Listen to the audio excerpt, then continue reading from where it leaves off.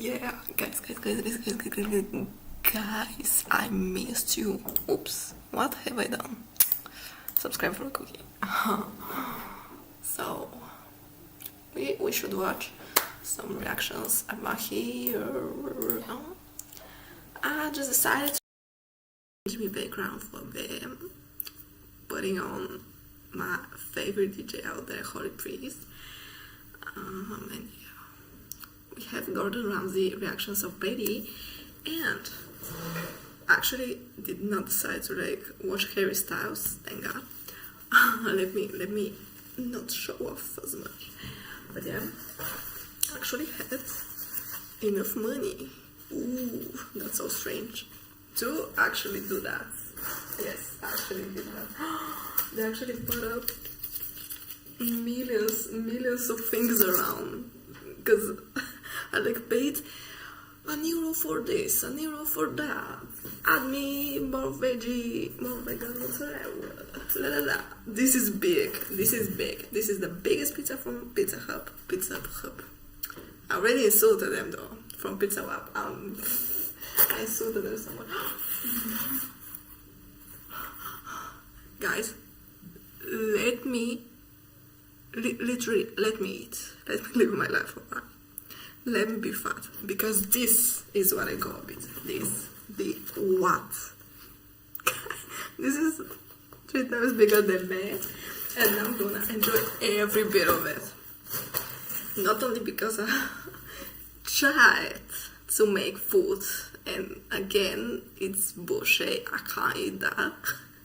And secondly, because to be honest, I'm still so effing tired, but at least I have me coffee on the side, you know. This time. I am so freaking, I don't know how to even say it. I'm so tired. I did not go out. I don't know if I'm gonna go. I have no time. I literally have no time. Actually, was like, stop being depressed, Victoria. At least take a bath. Take a freaking bath this time. And it's at 10 p.m. I can't. I'm gonna try to like go out tomorrow on my free time or something, or at least again not sleep enough just because I'm actually thinking of saving money from every single thing, even from wipes at this point.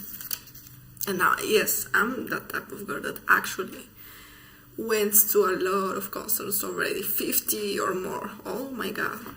And I'm still thinking about going to some events. Don't blame me, blame the system. Blame the system of, no, not night events right now, but of every type of event.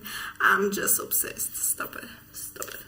This is my receipt, and it has some kind of, I don't know, they fried my receipt, alright? They fried my receipt just because they were so invested in my fave type of pizza, just doing it so freaking hot and juicy and titty, yeah, you know, ballerina cappuccino thing, whatever.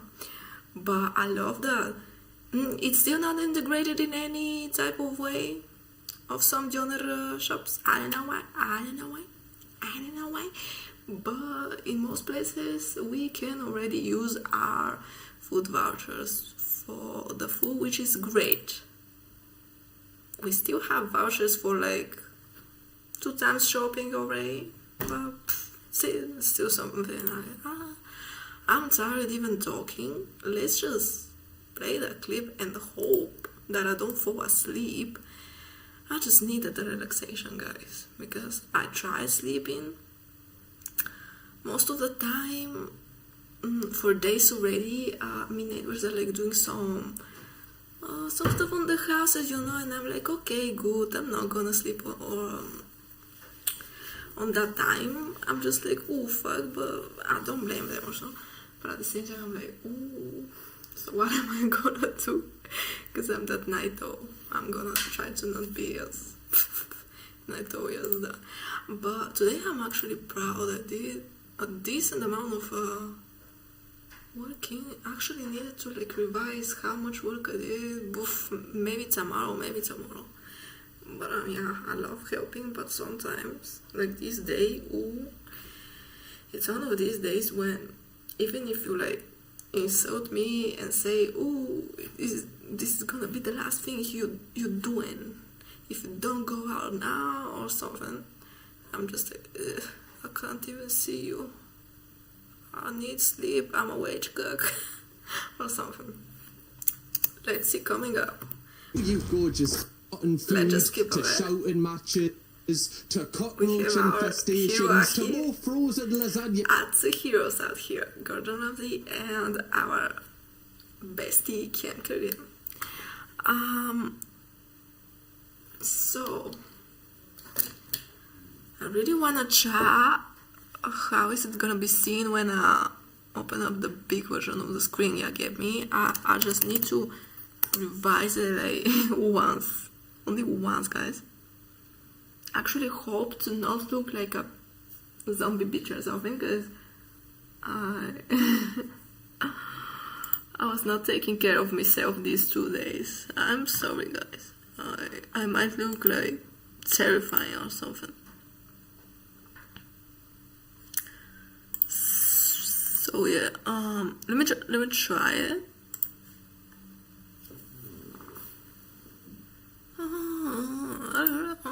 Like a second of it. Blame the system, guys. Blame the system, guys. Now, only see what's gonna look at. Yeah, that you could eat in a lifetime. But there's one specific episode that goes beyond just bad management or bad food or a bad interior. It goes into the realms of insanity. Yeah. No? Okay. Alright. See what's gonna look at. Yeah, that you could eat in a lifetime. But there's one specific Looks so episode bad. that goes beyond just bad management. Looks so freaking bad. What am I doing? Actually need to... Can I pause it from here? Really can't pause it? What? That's a bit sad. I'm gonna test the charger again, since as you can hear it's mostly the range stuff. Now maybe we can finally eat the peace and peace at peace. So This isn't just the worst restaurant that Gordon Ramsay has stepped into. This is the worst run business in America, owned by a man who his own staff even call him an evil dictator. Welcome to the Mill Street Bistro. This episode was so dramatic that Gordon actually had to separate it into a bumper 2-part episodes, both 1 hour long. Do you know how much drama you need to create to have 2 full hours of full-on content? In this video, we are ready. the episodes in their entirety, the dark truth behind why this dysfunctional restaurant is actually failing, how Gordon practically has a full-blown war with the owner for the entire 2 episodes. We're also going to see if Gordon Ramsay can actually turn this place around within 1 week, which is the time frame he's given himself to do so. And at the end of this video, I've got a special treat for you, as we're going to cover what happened when the camera stopped rolling, what happened when Kitchen Nightmares left for good. It's full of lawsuits, rebrands, and a collapse I didn't see coming. I'm so pumped for this. Get comfy and let's get into the first episode. So the episode begins with us meeting the owner of the Mill Street Bistro. He is called Joe Nagy. We learn that Joe lost his job in food sales and then decided to buy a ranch and make a bistro next to the ranch. Joe has always dreamed of having a bistro/restaurant. Maybe I did it in the wrong way again. Now? Like that, like la ra. Of his own, and he claims that it's a bit worse, getting worse. Oh. He's been trained by a lot of old-school European chefs to master his craft, which I feel like is going to get disproven pretty quickly as we progress through this episode. But straight away, you can tell that Joe claims to have very high standards for himself and the restaurant. The word fine dining is obnoxious if you can't back it up.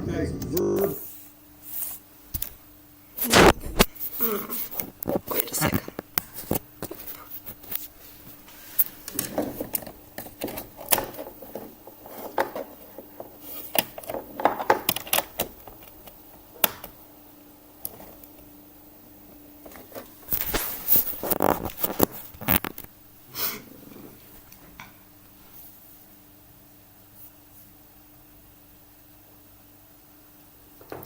Now, maybe?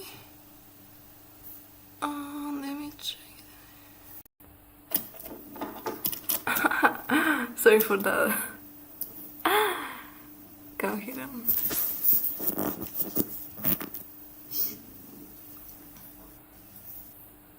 3, 2, 1. Go.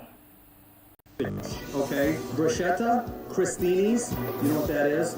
But this is the big Bruschetta. one at the bistro. He feels I as love an that he Italian. asked one of his weird stuff. Bruschetta? Do you know what that is? Yeah, it's not like you work in a food place or anything. Also, like saying it's people's big moment that they come to your restaurant, that's pretty main character energy. Like that's the greatest Can't day really of be their like lives, the that. day that they eat at the bistro. Awfully bold claim to make early on, Joe. Especially when you're in the opening of a Kitchen Nightmares episode. We didn't get this elk.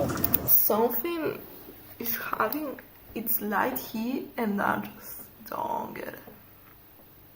What? Am I in this shit again? Please tell me I'm not.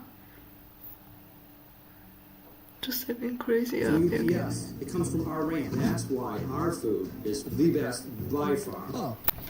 Well, I guess we'll all just leave. I tell you what, I'll just stop this video right here because his food's clearly great. There's no problem here. I wonder why Gordon's coming if the food is exceptional, sir. I hope he's coming with a Michelin star, otherwise he can pack his bags. However, the staff dispute Joe's claims of the place being exceptional. There's some They say bullshit. that he's I'll totally just let it delusional. be. There's a bar. You think I'm you're mad. exceptional, you're just delusional. 2 seconds, I'm gonna write that one down for me drill song coming out soon. You think you're exceptional, but you're just delusional. Just delusional. He actually I made put this restaurant up against anyone because the passion. always amazes me, this guy. Mediocre at best. What's that guy with the eyebrows? I'm so tired, guys. Please.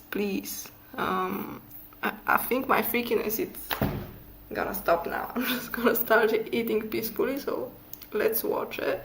I'm gonna try to not have weird sounds. Please.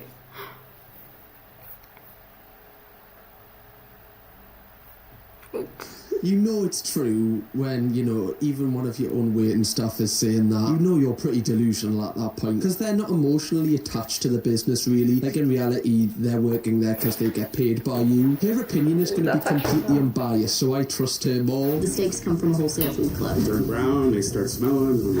I would not eat that. Wait, so you've just told us that all of your meat comes from your farm. Now you're saying you're importing it?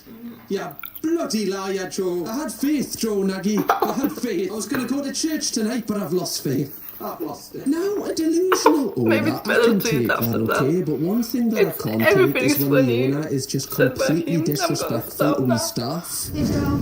I'm eating right now. I didn't know you came out with Excuse this. me. His voice is just so But funny. you were literally speaking to someone else. So why didn't you tell them that you were eating? When I think about I'm it, gonna Joe, let I it think go. I'm arrogant, For selfish jerk. after. Quit asking all these arbitrary questions. Oh, so nice guy then. Right, first on your Christmas card list at Christmas is the 1st of November. Let's send one to Joe first, shall we? Such a lovely So the bloke. Jews Always somebody can else. say it's not wet wet. I'm making them wet wet. See? How is it the waiting Yeah, why- staff's issue to make sure that the Only bread's made not by stale? the What do you broker. want them to do? Just continue seriously, what? They get paid to take the food from the kitchen to the customer. That's what they get paid for, not to check if the bread's stale. The way you treat me is disrespectful, crude. And straight away you can see that doesn't like people to be can't yelled raise at, their bitches. criticisms to Joe without the fear of being sacked, which obviously is just not a healthy working environment. If you're an employee, you should be able to, put forth your own ideas to improve the business, and clearly, if people try to do... I try to understand that in my job also, even in my job.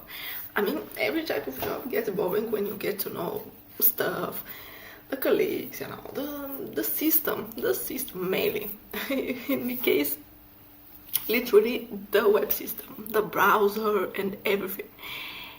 And it's just hella helping when you see other people or you making something alone, making up the solution actually. Coming up with the ideas that, maybe your bug comes because this happened or this happened. It's actually such a proud moment of myself when I find out something or almost find out something while others help me. It's that kind of teamwork environment you should be at, because it's just not okay. It's toxic when most of the time you expect someone to tell you bravo and it doesn't happen, or the opposite, when you're actually the boss and you just don't have the time nor the nerves to actually say, we are all good now and today, and I'm proud of you all, so please just don't make any more mistakes. You get me?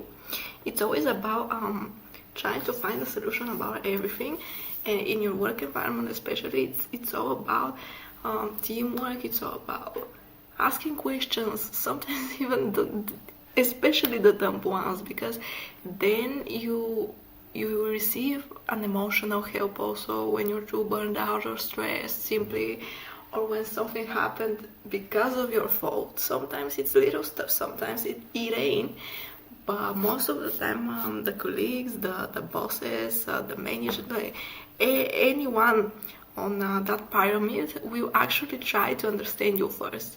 Because let's be honest, this world is made, yes, for evil zombies, but not always. Not always. Most of the time, you get what you deserve if you have the brains, the skills, and actually, yes, that kind of art, DIY, as we saw the other day with the Indian tech stuff. That type of understanding the situation, improve yourself by having an idea. It's the first step. Now, actually, the first step always in your life while growing up is gonna be searching for an idea or searching for a motivation for that idea. The second thing is having that idea, and the third thing, which is not always the most important, is actually doing the thing, getting into that shithole. Maybe your house cleaned up, maybe going out with friends more, maybe getting married at Las Vegas. It's your own life, guys. It's your own life. So yeah, it's actually pretty decent to see that no matter where you are, no matter who you are, if you do your job correctly, anyone's gonna respect you. It's gonna go to the roof. And maybe you deserved it because you actually let that people know about you, that you're a team player, that you actually love their company, the company as a building and a structure, but also the company of the people in there, and that you're actually proud enough of everything you've done out there with your knowledge, with your skills, with your talents, but also by being thankful. Guys, stop pretending you're better than anyone else. We can always joke around, but sometimes it's just too toxic, it's just too egocentrical, and anyone is gonna see or hear it and interpret it in a different kind of way. So please don't bump into the crap.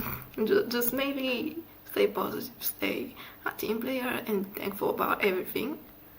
When someone is getting to the roof with their pretentious attitude or something, just be honest about it, talk to the right people about it. First of all, talk to that concrete person, because what I didn't like in actually any type of environment, not only business like, was always people not saying right into my face the things that they should have said, because I just can't assume anything just because of gossip about me or about something I've done that's gonna maybe actually improve your type of work, your type of hobbies, your type of life.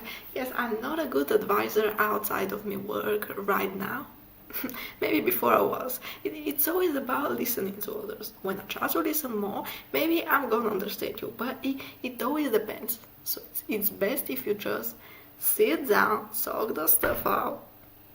If you're in that kitchen, alright, you're that type of a person that has the skills to do it, alright. Again, I'm not saying you're worse while doing your job. I'm saying, just as Cam said, you should actually do more. You should try to improve that whole environment. Yes, you may not be the boss, or no one maybe told you that you should be involved, but you should.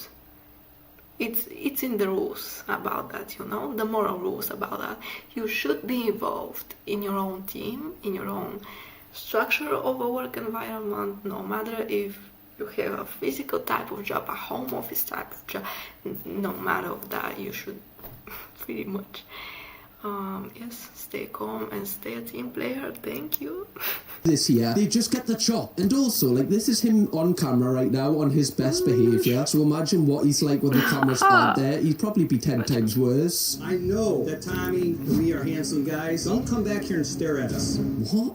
Did he just call himself a handsome guy and said the girls are staring at him too much? Or was he taking the piss there? I don't really understand. Wait, is this why he thinks that he has women working for him because they fancy him? No, really, that's misogyny. I'm gonna go with that. Right, to be fair, who wouldn't want to work for a honk like Joe Nagy?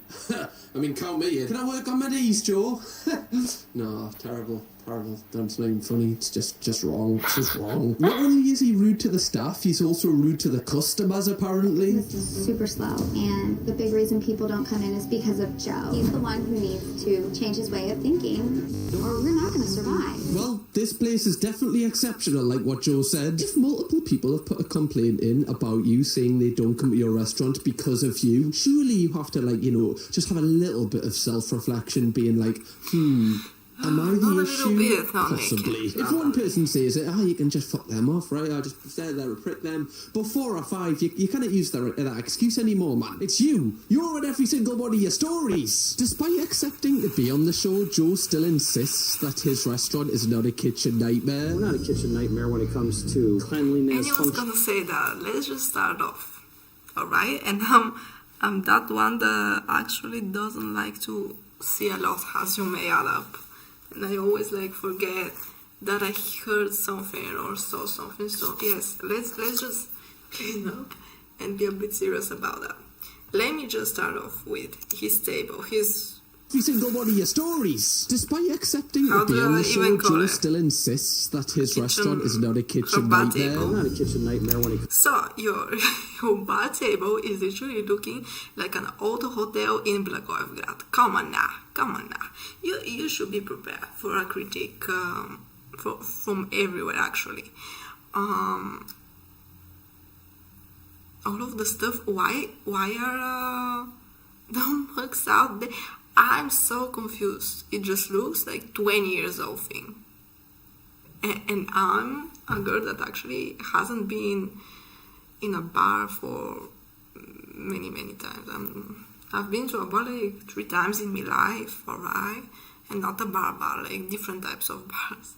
And this one looks like a night bar. It just does not look like a restaurant. Come on now. It's too old. It looks old, the building. It kind of looks dirty also, the ceilings and stuff. Maybe it's not that dirty, but when you see the kitchen, it's all gonna come out. So I should be patient, alright. It's an hour. To cleanliness, punctuality. Are we Yeah, a the kitchen is nightmare messy. because we have no asses in the seats? Yes. It honestly astounds me every single time we do a Kitchen Nightmares episode how the owners think that they're great. Like, they honestly think Gordon's gonna come and go, honestly, I just don't know why there's no bums in the seats, guys. Yes, that's just so amazing. And sure, you're an absolute hunk. Who wouldn't want to stare at you while they eat? Do they not watch the show? Like, this has been going for 5 seasons at this point. Surely you've seen every single episode where Gordon comes and basically just shouts at every single owner. They never choose a restaurant which is good. Never. Why are you going to be the first one? Like, the ego you must have to think this. Gordon then arrives, however, he doesn't go to the I beast. think today's gonna be the magnetic rain. Meteoric rain. But maybe it's not today. I'm so confused right now. And I literally wrote, I should actually add it up maybe. Nah, I won't add it up. Because it's after 2 years, but people are crazy on the web and they all talk about some cosmic event. Like the moon's gonna be closer to us, our movement's gonna be from the equator in this side to whatever. I read stuff and I was so bored and still sleeping in my bed, and I was like, ooh, no. Maybe I won't be available at 1st of August of 2027. Come on, guys. Be chill. Throw straight away. Joe insists that he shows him around the ranch where they get all the ingredients from that we know to not be true already. I want So Chef what clips Ramsay was to it? critique So, my restaurant and say, you got something, Joe. That's what I'm looking for. You got something, Joe? You're coming down with a good case of chlamydia? No. that would be a curveball. I've never seen that on Kitchen Nightmares yet, where, some... I laughed so bad while spraying that. He's gonna have a chlamydia for found out to have an sure. STD. That would be a spanner in the works. STD, I think. yeah. Maybe it's not. I don't know. Not really here for that storyline, if In I'm the being other honest. TD. Let's move The on. I test of don't English feel like knowledge. he's going to say that, Joe. But I gonna guess have we'll a see. test by Straight every away, single when he's thing speaking to coming out. Gordon, you can see that he's just bullshitting. I actually hate how some people, yes, they still assume that your place is dirty just because, I don't know. That's a controversial opinion again, but I love taking something from the kebab shop. I really don't mind people without gloves, but at least I hope they don't have cockroaches or something, or mouses or something. But mainly people on this type of places, like Aladdin Foods, like not even Pizza Lab. Pizza Lab, I heard that it's like kind of McDonald's but for people with this type of thingy, but it's not the same. Many people will say, yes, I found out this type of a mouse out. The most dirty places, by me knowledge, and I've known people, alright, are KFC, Hesburger, McDonald's, and Aladdin Foods. Mostly, the most dirty place is Aladdin Foods, because they're I almost saw stuff, even I saw that the people did not use gloves. The things, the food itself looked like literally gone, like 3-day-old food. And yes, as you know, I don't cook best, but I don't eat, and I can't eat something that's literally moved around that much. And you literally can see how they make the food and how the whole place inside it's a crap. So I may add up the worst places about hygiene are these, and some Banitsa store. Because yes, maybe they will think about that, but when they start up work at 5 a.m., even with gloves, you can't really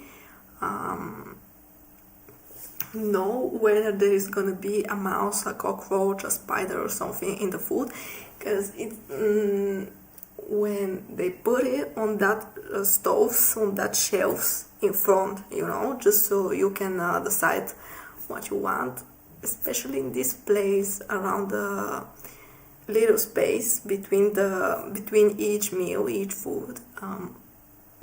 That's a bit dirty. You get me? It's actually so dirty sometimes. It depends on the neighborhood you're gonna go to. It depends if it's on the metro. On the metro, it's not so clean, not as clean as in 6 a.m. when they start up work. That's actually the opposite in there. In there, it's cleaner when they start up work. It depends. But the most dirty place I've been into, it's Aladdin. I have bad memories. Not about cockroach stew, but just in general, looking dirty. And they trying to make something that you're gonna eat, it's gonna be in your stomach for days. It's a bit sad, guys. So I just recommend you go to the place. Please go to the place where they at least use gloves. Please. And that at least the time for you to wait, it's not above 15 minutes. Because I've been waiting in many places, and above 10 to 15 minutes just means out that they wait some frozen food firstly, or secondly that they're too lazy, and you can literally see them from behind being lazy, shady assholes. So just don't do that. I prefer something made just like that, pow, with not as much of taste, not as much of presentation, but made fast enough, with gloves, with pretty much that. That's what's love. Just use a freaking cleaning utensils and gloves while doing food that can get worse easily by presentation, by something spilling out, by anything, especially by animals in your fucking place. Why are you still hiring people at KFC? KFC, it's literally a place where they do not think about their employees. Well, McDonald's also, because I've not seen a happy person in there in years, but most of them are sarcastic. In Costa Coffee also. Most people in Sofia are sarcastic. So welcome to our big city of opportunities and the best people. If you want to explore, or let me show you places with cleaner food, slightly cleaner. Just DM me. Self-taught by old school Europeans. Master chefs that had a liking to me because of my passion. This guy talks in real life like how you talk on a CV. You know, you're just lying about great things about yourself when in reality you're like, none of this is true. I just want the money. Like, what does it mean you've been taught by old school European chefs? Like, you do know you're speaking to, you know, one of the greatest chefs in the world right now. You can't bullshit this guy. I think everybody knows somebody like Joe where they kind of talk about themselves like in such a great positive light, so much like they pick themselves out to be the greatest human. I've known people that tend to do that, and still know some of them. It's not too silly, it's just too egocentrical again. I may like to talk about, the only two things that actually can count as something professional in my life. But when I just met the person and I know that this is the person that's gonna change up my life, my structure, my work environment, I'm actually gonna fall on the ground and kiss his knees. Gordon, come here, baby. It's just kind of disrespectful. Yeah, I get Cam. It's kind of disrespectful to just start off the convo with, I did that in a professional kind of way. Nah, maybe start off by saying, I get why you're here, brother. I did this wrong. Then after a year, I did this thing wrong. I actually lost many clients, you know, because you need to earn that respect. It's not always about starting bragging, by showing off your hope of getting the fast money, the fast, the fast clicks, the fast. Being famous is not about being fast or in every type of way. If you want to be famous for 5 minutes, alright, but if not, maybe be a kind celebrity by just being proud of your mistakes also. ever exists. But in reality, they're just like everybody else, but they don't want to admit that to themselves, like they have to be different. Joe then tells Gordon that the only problem the restaurant has is that they can't put bums in seats, and Most he of them insists people are old, that none of this is his fault. I'll be the judge of that, thank you very much, Joe. He then shows Gordon all of the animals that he has individually, and there's one... But still, it's a bit sad, because you all know that these people, these chefs or these bosses of that big environment that, back in the day was so good, anyone was in there and stuff, they do not need only improvement in the kitchen, but also in their attitude as a whole. And this can't happen just because someone came up in your life and this someone was Gordon Ramsay. Nah, it's actually so two-sided and made for the cameras just so it seems a good way, you know. I heard a story by this grandpa in a Basque restaurant, like a bigger pub, let's say, but restaurant, alright. He literally made the prices go 3 times more for a kebabche, guys, for a kebabche, 3 times more. And he was like so confident, but also tried to be like this type of, I don't know, this type of naive and say, actually really I'm grateful and stuff. That he came to me like the Bulgarian version of Gordon Ramsay, whatever, from Kitchen Nightmares in Bulgaria. He was like, yeah, he actually did the best for my place. Right now I'm friendly to all, everyone's friendly at me, we are helping each other, and if you need me, I'm there at the back with me boys. Yeah, these boys are actually clients from the other day. I actually made friends. I hate two-sided people. I hate people that are just selling you this bullshit just so that we as tourists with this amount of money decide to come back. Why would we come back? If you already make that the prices go 30 times more. Second of all, you are so two-sided. It's never okay to just say, I'm so grateful that he came into my life. Just as me saying, I saw Virgo outside on the street, I saw Zara, or I saw Selena Gomez. Well, my mother saw her, but whatever. And no one's gonna believe you, first of all, as no one believed me back then in my high school that I actually saw her,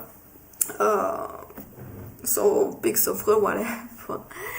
But it's like unnecessary. It's unnecessary to say this person helped me so much, as if you actually marry him. He literally comes in, gives away money just for the clicks and comes out.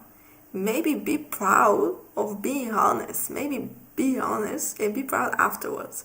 Maybe just say, he actually gave me money, I didn't know what to do with that, so I actually decided not to change my attitude, but actually change a bit the place, you know, because it's actually good money. I'm gonna have a bit from them to actually buy myself a good burger out there, to actually buy myself a prostitute out there, to actually go to Havana for a week or something. I actually love the clicks, love the money from it. Be honest, you bitch, be honest.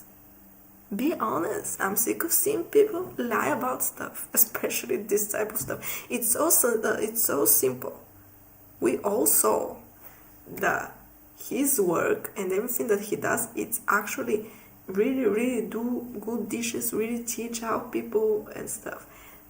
But you ain't teaching up on that type of show. This is just a reality. You gave away money.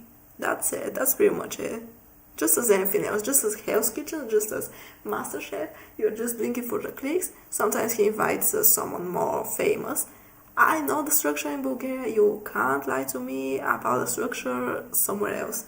It's just for the clicks, it's just for the money. Maybe be honest and say, yes, I actually saw him helping in this TV show, but I actually saw him outside helping UNESCO, helping, I don't know, doing food for Africa or something, like literally helping.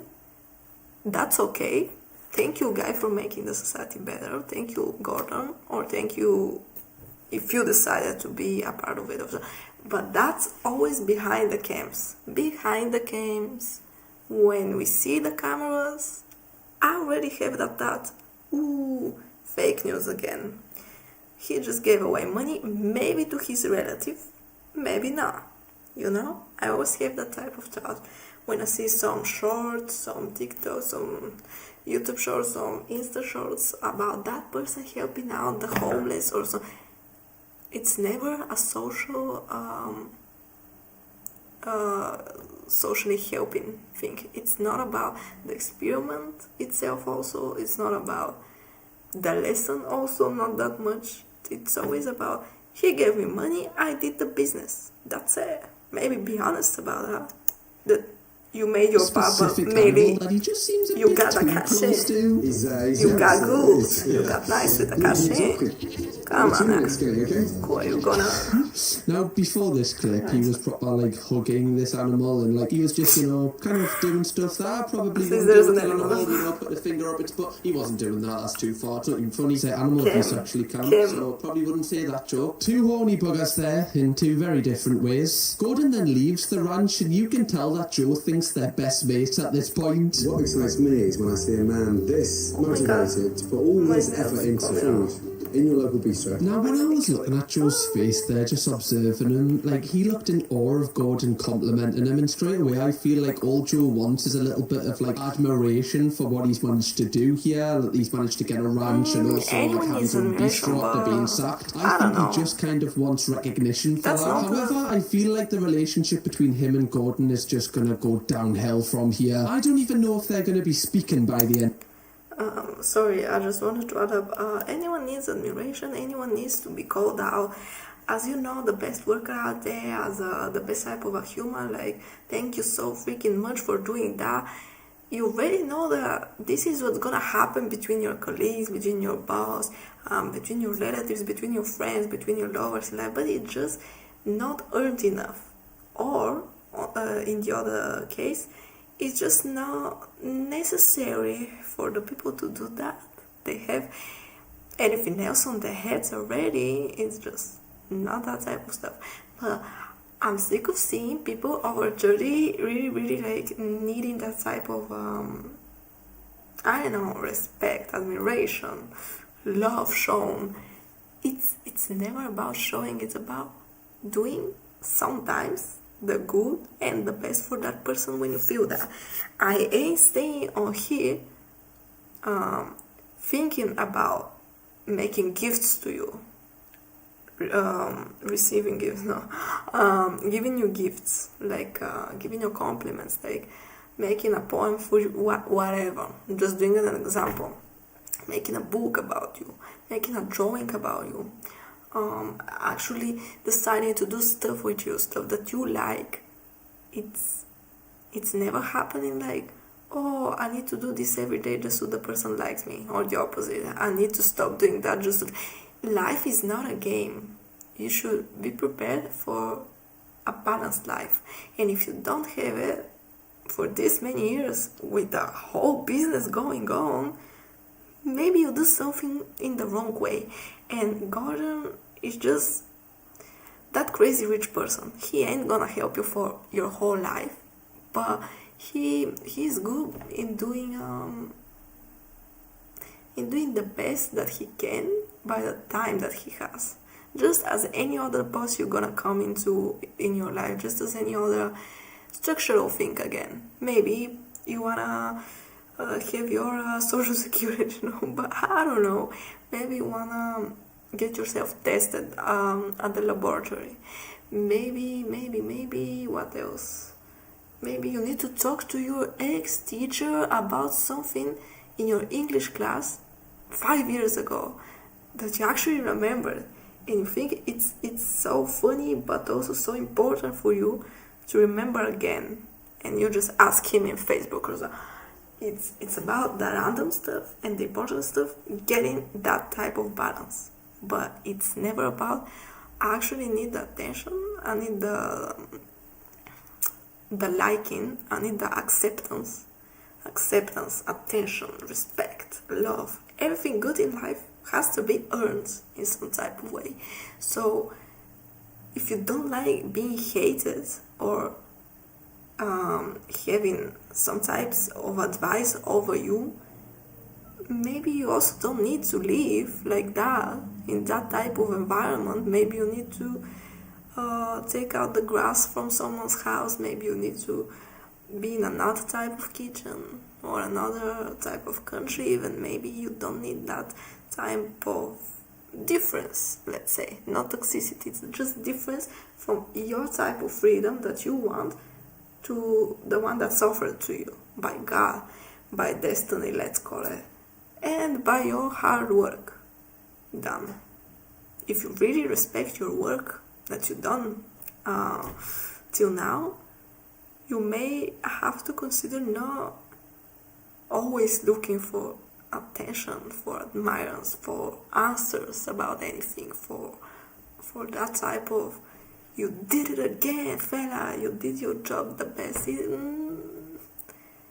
No one is gonna hug you on, kiss your forehead and say you're the best in my life, stay like that and stuff. No one is prepared to have that type of hard discussion with you either. People have jobs, people have lives, just let them be. Do your effing stuff, but at least clean up your kitchen, please, because it's about customers. Under the first episode, never mind the second. Gordon then arrives at the restaurant and one of the waitresses sits him down and instantly is critiquing things. Name tag for? We've always had this since we opened. We're not a chain, are we? We're not. No. Can you take it off? Of course. Please. That's so true, actually. That's like such a good spot from Gordon. Like, they aren't a chain. They say they're fine dining. Like, in a Michelin star restaurant or something like that, you wouldn't have people with name tags on. I'm not necessarily saying it's like a bad thing they've got name tags on, but I feel like it does cheapen it if you're trying to, go for the whole posh route. Gordon then asks for Amy's opinion on why she thinks that the restaurant is failing, and she says it's because Joe is a complete bellend, and he treats both the customers and the staff horrifically. So that's a second person that's saying that now. There's a little bit of a trend forming here, I'm afraid. I know where this is coming from, right? That's getting a lot of action today. Gordon then orders a selection of food from the menu and puts Joe and the staff to work, and Joe is convinced that Gordon is going to love the food. We do things with passion, with integrity. I love the way that he says passion. Like, listen to this. We do things with passion, with integrity. With passion. Oh, this guy could do the voiceover of an M&S advert. The guy's got a soothing voice, man. It's the way he hits the P. Have you ever seen someone hit the P so hard? What am I saying? I don't know. Stick with. By the way, I should start, after reacting on this type of it, just start off by, ooh, you're taking the is out of it. It's literally every single word in English can be used as an insult, so I'm in trouble. Just gotta stick with this, I'll get there. Just work with this. Food here at the bistro is the freshest. Hands down. We've literally seen that you freeze everything. Have you never seen a kitchen nightmare? And what's up with this type of stuff? Freezing everything. Why? Why would you freeze up stuff? Why? It's gonna take you 5 minutes to prepare. It's not always about having the most expensive stuff again. Most kitchen stoves and tools can help you actually. I'm just sick of it. Actually, I hope that I can show you. I wanted a type of forgot the name. The heater. The review. How to write it. Fuck. Maybe I can't see what I'm saying. Yeah. So most of them are actually pretty decent. So you can use them for whatever type of environment. This one, oh my god. This one, oh my gosh. I don't know if you can see it. Yeah, maybe not. So it's like, what? I'm amazed. And I'm not that into things that go into your walls. But someday, guys, I'm saying it from now. I hope that you remember that. I'd really love something like that in my house. Or in another house I'm gonna get. not gonna get a house either. I'm not believing in myself that much.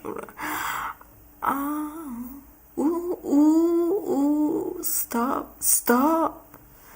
The knife stop. And I know about good ones that ain't actually that expensive. Just look expensive. Yeah, get me?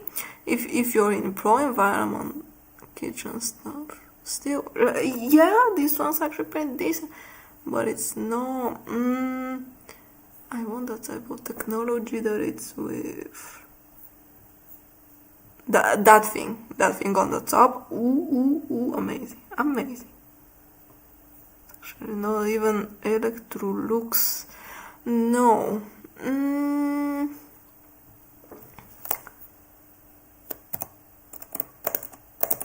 Where's fucking?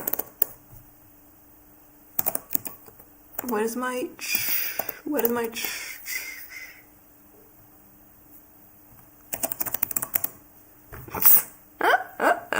I wrote it so bad. What the fuck is getting here? No, please. No, don't ban me, okay?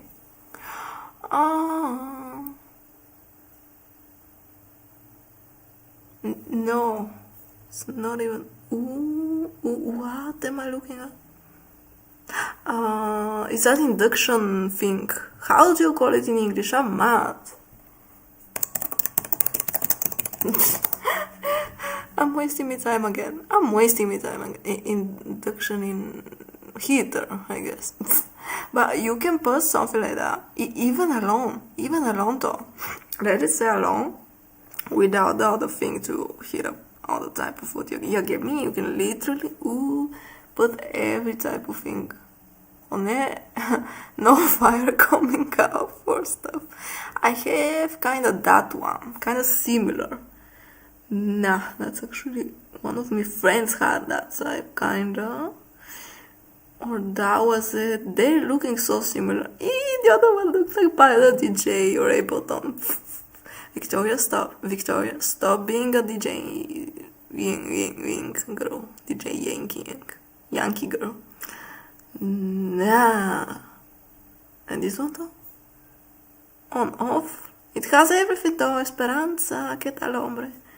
It has a timer, electricity, you can check the electricity, come on now. Stew. The stew only made for stews. The fry pan, oh my god. You can actually use everything, heat up, bowl, I can buy myself this. Aleop, oh no, I don't want it from Aleop. but yes, you get the idea. Only for, whatever. Only for 70, around 80 euros, you can literally move your life around. Mostly. Now, let's move on. Let's just check finally. Only for, whatever. Only for 70 euros, you can literally. Okay. This episode, do you not know he's gonna find out? Everything's recorded. Why would you lie? You're lying in 4K, fella. Well, probably 1080p. I mean, this is in 2012, so probably 1080p. But still, it's not the point. You can't say everything's fresh when the freezer's full. Do you honestly think Gordon is gonna be like, yeah, mate, your food's mint? Honestly, every single person in this town is a numpty by not covered here. I genuinely think that is what Joe thinks Gordon is gonna. People back then did not know how to use a stove or something. I'm gonna finally eat, maybe. Nah, still watch a bit. See, I'm not even joking here. Gordon then asks Bill, who's another server at the restaurant, for his opinion on why he thinks the restaurant is failing, just so we can get like a clear idea here. We make no effort whatsoever to market to the locals, and Joe believes the restaurant's a little above the local area. 16,000 locals on your doorstep. Why would you ignore them? Why would you put a restaurant in an area where you think the restaurant is above everybody? Make it make sense. Like, what are you doing here? Just to make people feel bad? Do you want people to walk past and just feel like inferior to it? That doesn't help. He's like, I'm the best out there in the city, but at the same time, I'm on the crappy part. but I hate people that just think they're above me or above anyone from my neighbors. I know my neighborhood is not the best one yet, or something, but it's near the center. It always can, use it as an advantage. But still, people are so high up on their lives, thinking just because some relative gave them money to make this type of a shitty bar or shitty restaurant around, you're just gonna come in, give them 50 levels for every type of thing and just be happy with your life. No. And that's because they are some kiddos center or stuff around it, and that's the only way they get customers in. That's a bit sad. You, right? Well, I mean, it helps your ego, but it doesn't actually help your back pocket. I'm too pretty to be in this city. Everyone else just doesn't get it. No one's on my level. One thing I will give Joe is he is definitely his own biggest fan. Gordon then gathers all of the staff one by one to remove all of their name tags, which is a bit of a funny moment. And everyone's buzzing about it. It does make sense, though. Like, are we working at McDonald's here? Like, why are you doing this in a fine dining restaurant? They then start serving the dishes to Gordon and instantly he absolutely loves them, surprisingly. What happened here? That is a parsley infused oil. And he squirts that on top, right? I'll check on you in a moment. But he doesn't look good. Of course he didn't love the food, of course not. How'd you going, though? Right, I had you in the first moment there. That's a great review, that, isn't it? So, what happened here? Is this what it looked like when it came out the kitchen? Sorry, did somebody just, do a 1-2 to it on the way out? Somebody just drop an atomic bomb on this? Was Oppenheimer here? Amy then refers this information back to Joe, and Joe is, really annoyed that Gordon has sent this feedback to him, so he goes to confront him himself. However, when Gordon stands on business with his opinion, Joe kind of just stands there with his tail between his legs. And whilst Joe's cooking Gordon's next dish, Gordon and the rest of the staff are just pissing themselves at how they have to serve the chocolate cake to customers. Did you sing too? What the hell? God, no. You just know that Joe's watching this, Jojo. I wouldn't be surprised if Joe is currently cooking a large onion soup to drown Gordon in. You can pretty much tell at this point that after Gordon has gathered a lot of information about Joe from his staff, he's figured out that Joe is a bit of a bully, and it seems like Gordon is going to adopt the tactic of bullying the bully. Can someone draw me from this? You don't think you should let it grow a bit? I don't think they're there to be really eaten. They're more for draw me. They have some color. Yeah, you absolute idiot, Gordon. You never heard of garnish before. You never heard of a little parsley number. Have you not? Oh, you call yourself a chef, do you? Actually got myself this thing. Pesto sauce, I guess.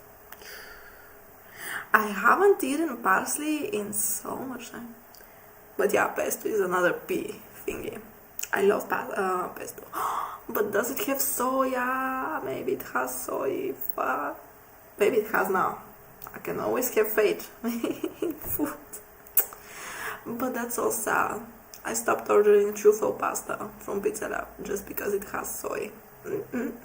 Actually, haven't ordered in Pizza Lab from Pizza Lab in months already. Maybe more than 2 even. Maybe 3 months.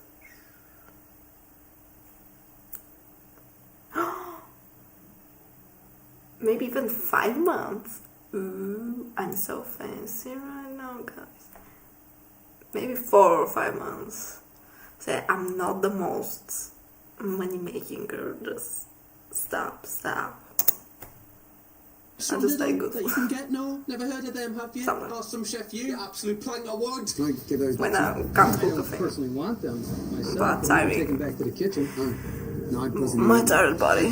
So he's trying to belittle him as much as possible here because he's clearly observed Joe belittling his staff, and I'm here for it. Normally I'd be like, wow, he's been very disrespectful, but when someone's been disrespectful to other people, it's kind of nice to see it happen to them, just so they know how it feels. I do hope later in this saga that they do get on, but at this point I can't see it happening because Joe is just fuming being in the presence of Gordon right now. I have staff here care. That'll take care of that. You don't hand me raw food in my dining room. But then you're saying your stuff up beneath you. Do you not get what you're saying right here? Like, what do you mean they can't hand you raw food? It was a micro carrot. Surely you've got experience holding things that size. Oh.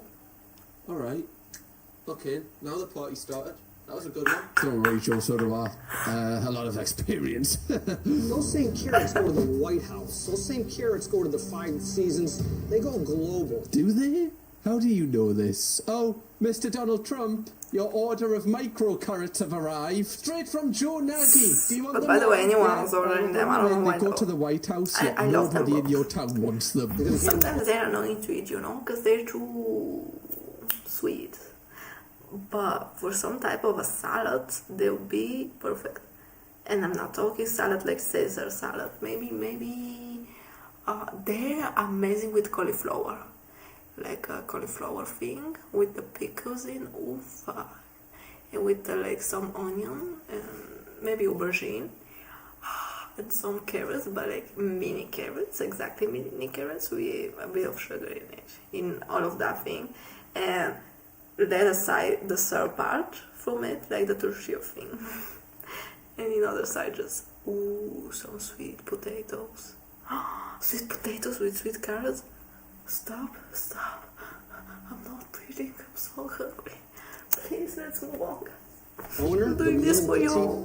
Carrots, he's in the wrong place. Why is he losing his mind over Gordon just handing him these tiny carrots? I don't understand why this is so disrespectful to him. They're carrots. Just put them in the bin. You're saying they're on there to be posh, so surely if they get handed to you, that's a delicacy Gordon's handing you right now. You should be on it. Although I do kind of see it from his perspective, because Gordon definitely was trying to talk down to him whilst he was doing it. So I do feel like he is warranted in being a little bit angry here, because the overall tone was very condescending from Gordon. Not But rightly so. necessarily. Gordon then gets Whatever. another dish, but has to send it back because it's completely raw. It's fucking Show that to me.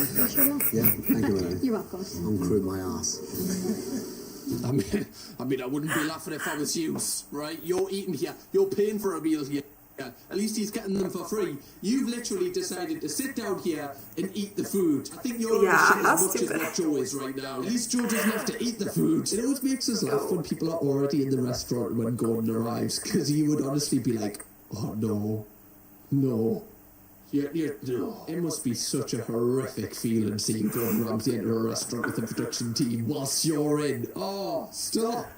Wouldn't wish that on you. I'd actually love that because it's gonna be messy, it's gonna be difficult to understand, but at the same time it's gonna get even more honest. You know, I hate that environment where no one's honest, and I'm pretty sure no one's honest just because it's on TV. As I said, there's more. Gordon It's tries complicated about to even 9 or explain 10 different dishes and how every single one is disrespectful inedible. And he's for me is to watch something that's not even the truth. I'm a person that has not been on the camera outside or something, but I kind of did some seeing things 2 or 3 times in my life, and still for so many people to watch, I did not. So that's maybe the reason why I have that type of a feeling where everyone's lying to me, stop it or something. I'm just cautious, I'm just prepared with overthinking about stuff, so that's why I miss old shows, but I also know that they were way more staged, even back then. Even more than sends now, every I single guess. one back. He doesn't even like anything about any of them, and he's figured out that none of the food is actually fresh. Like what Joe claims, it's all actually frozen, which we saw in the intro. And Joe refuses to take any accountability for the criticism from Gordon. As I said, more than 30 years old, with all of his experience wrong for it down. Well, you must have some cold breath then, love. Right, can you stop breathing on everything? Like, oh my god, you're always like this. Always like this, making food cold with your fucking cold breath. You're so cold, Amy. I guess we could have took them to the rolling piping hot. I think they should be. Surely you should be doing that anyway. Right? Like, who cooks food until it's like lukewarm? Like, one of the best sights is when you see your food coming out and it's got like little bits of smoke off it, like steam, because you know that it's like completely just being took off the grill. Consider how they frozen. How they fucking do it in Ohio. If you did it any other way, they wouldn't eat it in Ohio. They don't eat it now! What do you mean this is the only way to do it? Nobody's coming to eat it! So surely changing it up or listening to Gordon might actually help a little bit. Like you're losing out. You've got more staff than customers, man. I don't know if Joe is going to turn this restaurant around. If he did want to turn this restaurant around very quickly, there is a certain product that I think he should stock. We call it Tony. Are you tired of traditional sugar-packed energy drinks? Wait, Cam. Why energy though? No. What have you done with the Cam I loved?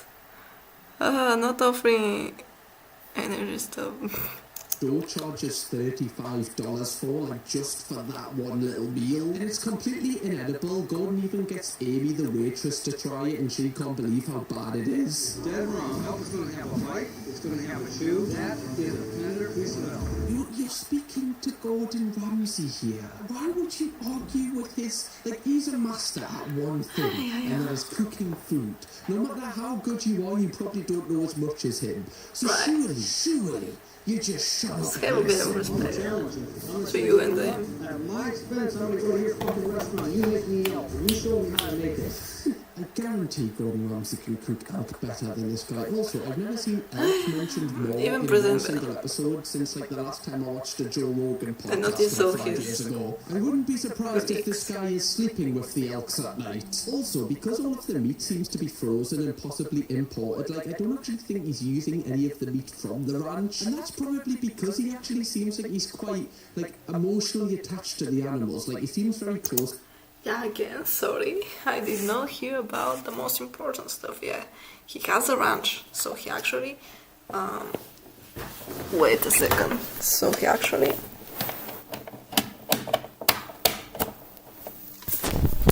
has a story about... well, his place and stuff. So he should have used really the animals from there. But now we understand that he has kind of emotional connection with the animals. That's a bit new to me. Let's hear, okay? To the animals, which obviously is a good thing, but it's going to make it harder to, you know, eventually slaughter them when, you know, you bring them to the restaurant. So that's why I think he's probably just imported because he doesn't actually want to part ways with these animals. Which, if true, shows that, you know, there is some goodness in Joe. He does have love in his heart somewhere. Amy then has to relay all of this information that Joe's just given her back to Gordon, and you can tell that she's just so embarrassed doing so. Gordon then decides to leave the restaurant to find somewhere to eat, which is the best insult ever. Sorry, I'm just leaving your restaurant. I need to find somewhere to eat. The most funny moment on Hell's Kitchen I saw was literally the people on there. They weren't as famous, I guess, but there was this famous singer with them or something, and she was so mad, so annoyed that no one gave her food for half an hour, or was it an hour already? They were just doing pretty mess stuff for the camps, for anything. And she literally got off a pack of crackers, started eating them. That was top notch. That was mwah. I'm just so hungry. I have 100 calorie worth of a pack out here. I'm just gonna... That was the funniest thing ever.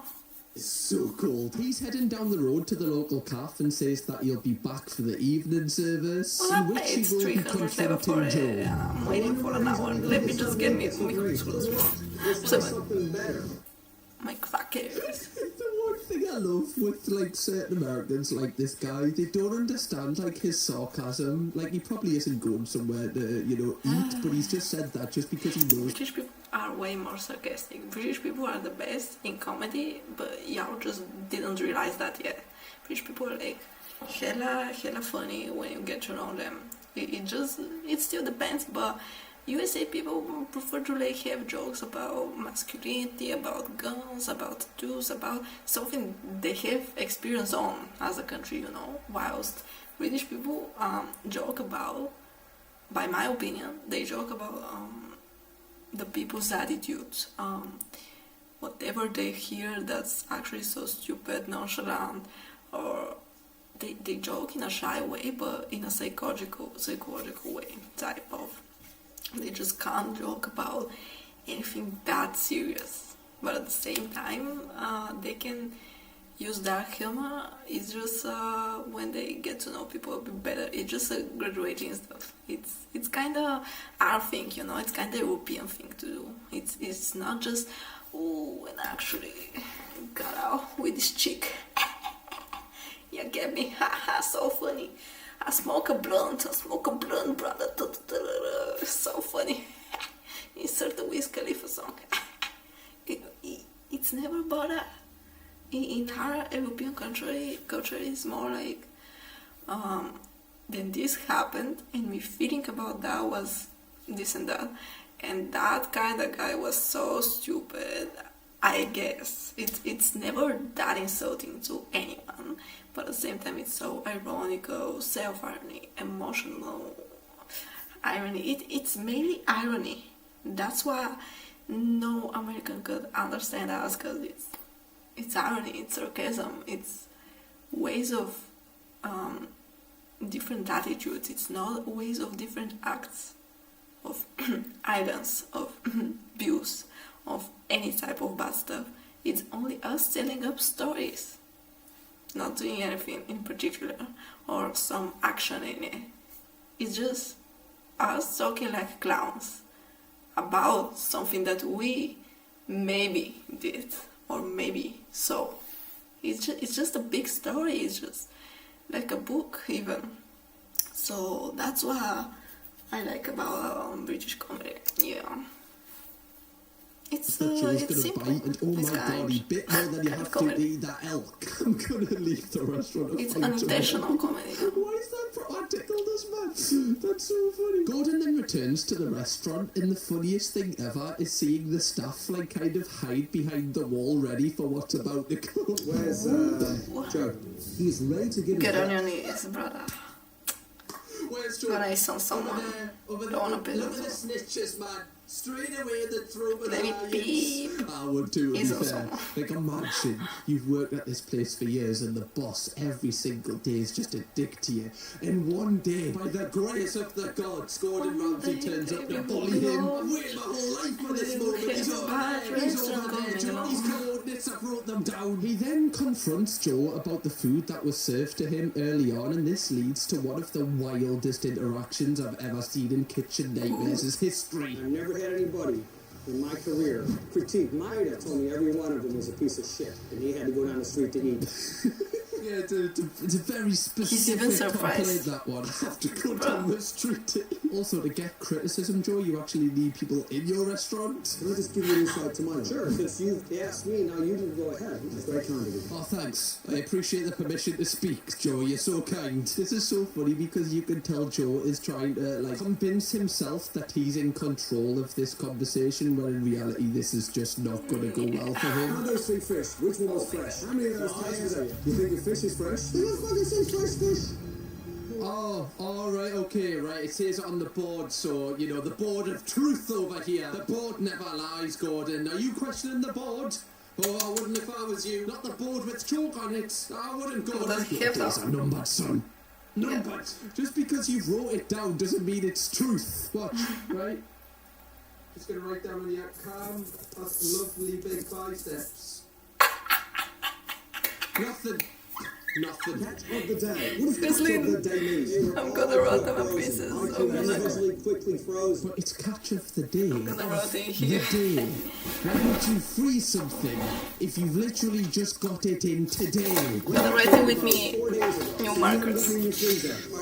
Well, then it's catch of 4 days ago, not catch of today or the day. It's catch of the day 4 days ago. It can be true. Board of truth. Catch of the day. I love the honors. It can become true, like a Ouija board stuff. In your freezer. Yes, no, yes, no. And this is my He's mind just kind of after that. delaying this because he knows he's got fish in his freezer, but he doesn't quite know what to come up with now, so he's kind of just giving himself a couple of extra seconds to come up with an excuse. What were you thinking putting that in a a quesadilla. I got the balls to make what I feel that might work. True that. Gordon, I don't see you doing elk quesadillas in any of your restaurants. Ew! I feel like Joe's pulled it back here. He's calling you Actual hell. How big's Elk. Gordon? Testosterone But is what's in there. elk quesadilla? Really Elk. not as much as Joe's. Elk was that nasty animal, right? Oh my god. Oof, sorry guys. My stomach hurts, I need to eat. Elk was... No! No, it's the one that you get white musk from. Right? Elk.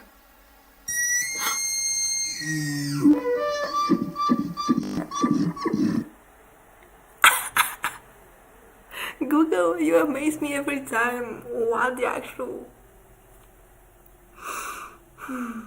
I already think I knew how an elk sounds, but nah, Google always helped me out in this way. Let's just move on, please.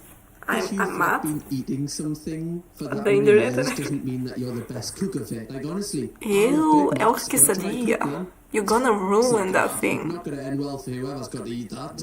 Mexican plus Indian. Mixed with Asian stuff. No, who's gonna eat elk, first of all? Second of all, again, who's gonna eat it? Who eats elks? I'm actually curious. As curious as I need to see that guy that has beaten up so good that game. GeoGuessr. Elk versus moose. Nado. Versus deer. It's kinda like a deer, let's say. I'm not being aces to the animal, but let's just say it's like a deer. Who? Now, which? I can't see. I can't see again. Which nations do eat oaks? Right? Not toads. Brother. Elks. I already forgot the word. Elk. Elk meat. Yeah, elk meat. Elk is consumed in various countries, particularly where elk rightfully so. In North America, many indigenous communities have history for sustenance. Ooh, and it remains a popular game meat today. Ooh. Additionally, elk farming is an established industry in some Canadian provinces, such as Alberta. Where the fuck's that? Where the meat is commercially available. Furthermore, where the term elk is... Actually, I think Jeffree Star had an elk farm, was it? As often Americans call a moose. Some European countries, Russia, Latvia, and Finland also have elk populations and related hunting traditions. Ooh, wow! I did not expect that. What for sport and for food? Oh my god. Wow. Poor animals. Poor animals. Made for fake Mexican food. Not even gonna taste good, I'm pretty sure. But in tiny Scotland, that's how we do it. Why just, y'all eat me? Just New York. I'm just just curious, little New York, bit more famous than Ohio. Have you heard of it? New York, the big skyscraper. Yeah. Like he's not getting any W's here in this argument. Like he's not getting any. I did fucking tell you that. Self-taught by master chefs that had a liking to me. Oh, this is just really, really, really sad. Like, I actually just feel bad for him at this point. I'm not even enjoying this anymore. Because clearly this guy just feeds himself so many lies. He's delulu. Actually believed the lies because he's told them to himself so many times. I've never been a fucking pretty much. Me? Oh, yeah, when I train. Pretty much he he's likes cooking food. Like, I do think it's probably his passion to be a chef. However, he's never really dedicated the time to learn how to be good at it, and I feel like now he's just getting kind of figured out. Plenty of He's it. fucking bullshit people that don't know that much about the profession that you're talking about because they know less than you. But when somebody who knows everything about this profession comes, you just get exposed straight away because You can't don't be grateful. actually have any knowledge on this thing. You just can't. You wait for the money. Just gets It's always about that in this type of shows. You wait for the money. When you see the money and the person coming, rightfully so, because it's in their contracts to come after a week, was it, or after some days after renovating it, to actually give you away some more money or some actually good renovations for your place, just so that you can actually calm down a bit, maybe have a clean place, nice people around, new friends, new colleagues even, in some types of cases. You're just kind of grateful after that. This is what I hate about these shows. It's always made looking as if the person was never grateful, or the opposite, as if he was egocentrical until he got the money. It's never about the good intentions and the good persons behind it, and maybe a little bit from this guy Gordon helping out with his skills and everything. It's always about showing off that people start being egocentrical. At the middle, they're kind of thinking about change, and then they change their life. It's never like that. Guys, please try to understand that. If he's gonna change up the whole Studentsky Grad places for kebab, he can do that, but it's still gonna be a crap place.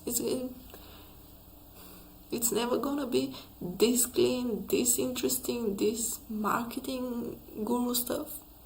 Yes, if he maybe hires up better professionals in it, maybe yes. But the boss itself he never can change it. It's the rules. I did not wrote them, but it's the rules. You can't change my attitude just like that for a day after giving me a raise of 1,000, let's say. You just can't do that. You can try, but it's never happening. It's in people's attitudes, it's in people's heart. For these many years already, you can't change someone for a day, especially when he has a business. When he has a business, he understands that the market is getting faster, the business itself, like the demand is getting faster, but he chose to stay slow in some categories, right? So pretty difficult if you don't give him enough to work with, and money ain't enough as always. So you can maybe try with hiring him a good social media interactor, or at least advertisement man, and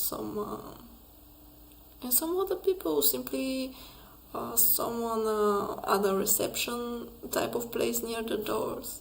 It's so complicated, so difficult. I can't even emphasize how difficult it is for a restaurant business. I've never been in it, so I really hope it's not that difficult if you already have the experience, but it pretty much seems to me that it's difficult, because people are almost never having sleep in there, almost never having enough of a wage, working a lot after shift.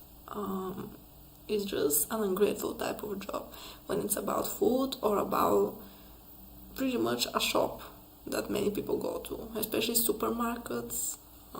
The food demand is crazy. I've seen shops that close up an hour almost after the time they had to close. So I don't know, it's so ungrateful.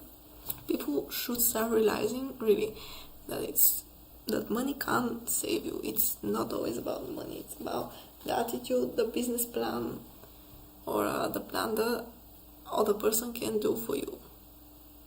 It's never about the only type of knowledge you got from this Italian chef or so. It's about the brains, but the brains and the patience in different types of things, you get me? In different teams. It's not always about, let's just do a restaurant and sell out food that we make, or George on the back is making. No, it's way more complicated. I think about somehow. So you're the head chef, my you write the menus, you dictate the special features. You're not a fine dining bistro. You're a small man with a fake bistro. He's destroying it. actually Stop told it. the He's truth, already yeah. dead. Stop. That man is dead. You're a small man with a fake bistro. That's one for the Tinder bio. Joe Nagy, small man with a fake bistro. Yo, actually today I saw a meme about a Tinder date or something, a Tinder profile, and one of the profiles was like, the bio was, the girlies' bios are so big always, but yeah, it was like, I'm 45, I'm a mother of 6, or so, was it? No, it was, I'm a mother of 12 kids from 6 different men or something similar, with many kids was she. Wow, and I was like, wow, but I continued reading and was like, I prefer this type of man and this type of, get a grip. You wasted all of your life making kids. Or actually, being around other men is like insulting, turn off, big turn off. If I was a man, it would be a big turn off for me, but whatever. And on the other side of the pic was another girl looking so similar to her, literally her daughter or something. And she was like, I prefer for you to not be a dwarf, gnome or something, be tall. I prefer someone that has tattoos because it's, they are all making them look better or something. I want someone that understands this and that and this and that and has abs in these types of size. And I'm like, this is a whole family out there trying to portray that they're the best type of a human, looking for the best type of a human, really, for them at least, or something, with their fucked up criteria either way. And I'm astonished. I don't know what to say. Going all swipe right, ladies. I just prefer not using dating apps anymore. It's just not worth it, really. We'll research that. I'm done. I'm actually done. We'll research that. I'm done for good. Can we get a fact check on that one? Jamie, pull that one up. You have a gifted young group of I'm actually, I've used many apps already. I can pretty much say I'm done for good with most of them. Like, especially Tinder, where I could not find anyone. So it's, or anyone interesting. In the first 20 minutes of meeting them, and you have done all fucking day. You just know the staff have waited their entire lives for this moment. It must, I would love to feel what they're feeling in this exact moment, because they're all just so miserable working for this guy. Clearly he drives the complete life out of them on a daily basis. Petite micro carrots. It's not just about the carrots. You're busting my balls because you're in fucking denial. This guy's just using all of the stereotypical, just American phrases. Hey man, stop busting my fucking balls, man. There were some carrots. Donald Trump likes them, man. By the way, this must be a mint show for Gordon Ramsay to do. Game should do a series about weird Americans. Season kitchen nightmares so I can just scream at people. That'll solve it. That'll help us out. Defensive, ignorance, and a complete so tasty. Oh my god. If I'm all that, you're my twin. Just Uno reverse card. Honestly, I didn't see that coming. You went, what? Okay, there we go. You're my twin then. Well, if I'm all that, then you're my twin. What? Did he just say that? This guy's so good. No matter what we do, we can't break him. Just throwing the Uno reverse mid-conversation. I've called you here many a times, so let's get over the bullshit. I can cook, John. Why did I think he was going to kiss him? Stop insulting Gordon Simon like that. Times. Oh, have you? Sorry, being that disrespectful probably at made all. you feel very uncomfortable, didn't it? Apologies, guys. Yeah, I'll take that one on the chin. Also, I guarantee nobody's went into this restaurant and went, oh my god, is this guy as good as Gordon Ramsay? These elk medallions are so chewy. What the hell? Have a look at yourself, man. People seem to enjoy it. Bullshit. Bullshit.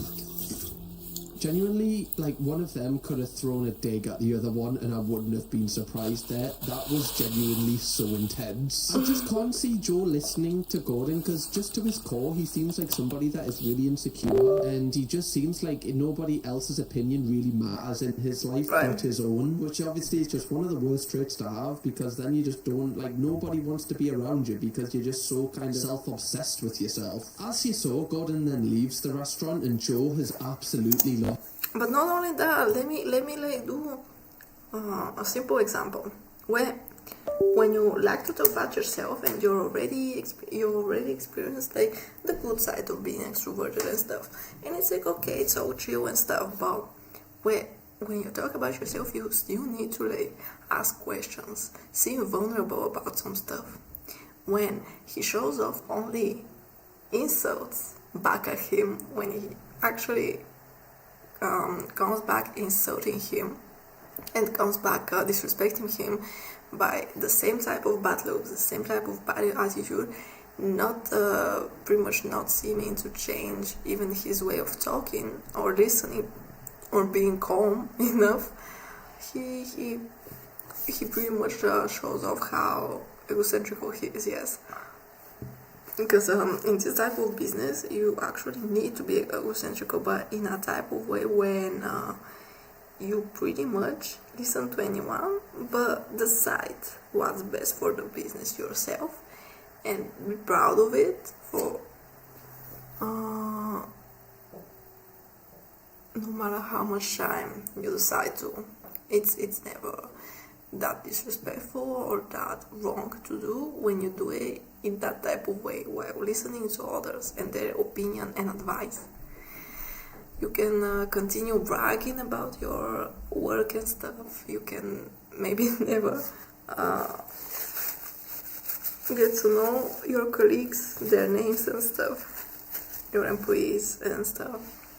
But it's about listening from time to time. Come on guys. Especially when you're in that type of crushing soul business, you pretty much need to be involved, because you're involved with people. No matter if you want to, you already decided to stay in there, so you should be more involved. That's pretty much it. If I'm gonna have to do a business, especially with so many people coming in, coming out, and maybe remembering my place with something, I would like to be remembered as the owner of the place, where it was a people's place, it was communicative, it was, yes, maybe in a better place on the city, but whatever, that's not as important. And also have very good marketing strategies for this place to be advertised well enough. And what else? To have different types of activities in there. As I said, maybe even putting a kids thingy, like half of the building to be, I don't know, a kids room, to actually have a room for birthdays, maybe for other parties and stuff, with the DJ and something. It's never ending. The ideas are never ending. It just depends on how you're gonna accept criticism mainly, and how you're gonna accept your psyche to actually go through every type of shit like that, every type of bullshit, no matter if business wise, no matter if people wise, like socially wise, no matter if health wise, even hygienically wise. Please use gloves, stop with the frozen food, maybe clean up a bit, maybe order up some floor changement, some wall changement maybe, and that's pretty much it. It's not only about the money, that's what I'm trying to say, but yeah, no one's gonna hear me and understand me from here, sad thing, but yeah, it's not about the money, guys. Money are just the tool that you need to use with your good attitude in it. Yes, I get it, it's the best type of business, you're the best, etc. You have the time to continue doing what's best and saying it out loud, but firstly you need to actually hear the needs of your employees and not the customers. Lost his head. I know more about fucking elk and buffalo and beef than he'll ever know. Can we just fact check this? Does Joe actually know what elk is? Like, he hasn't really mentioned it that much in this episode. Like, sorry, elk did you say there, Joe? Just you haven't mentioned that one yet. Stop mentioning fucking elk! Okay, No, I'm gonna mention it just to check. White musk, from where, origin. I think it was from, not elk, from another animal, was it? From, yeah, exactly. It was actually from a deer. Okay, I'm sorry, guys. Musk came from the glands of, yeah. I mean, it's not the cleanest, but I think a clean subtle scent. Yeah, clean subtle scent, but it's not from a clean place, from a clean animal, but whatever. I actually hope to see anyone hating me from me perfume preference, Rotting Hill. Nah, no one critique me yet. Maybe now is the time. Actually, I was thinking about the scent of tobacco. Guys, you just don't know. The weirdest scents are actually the best scents and the most intense, the most I don't know, non-temporary. The ones that actually can be felt in your skin for a lot of time. They are mainly this type of scents that some people don't like them because they're too intense, right? Sometimes it's the musk, black and white. Sometimes it's rose. Sometimes it's tobacco. Sometimes it's fume. Literally fuming. Literally flames from something. What else? Charcoal, maybe even. I'm trying to remember. What is it?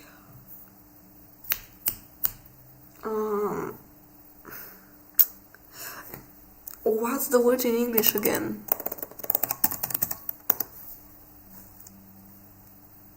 It's Damian in Bulgarian.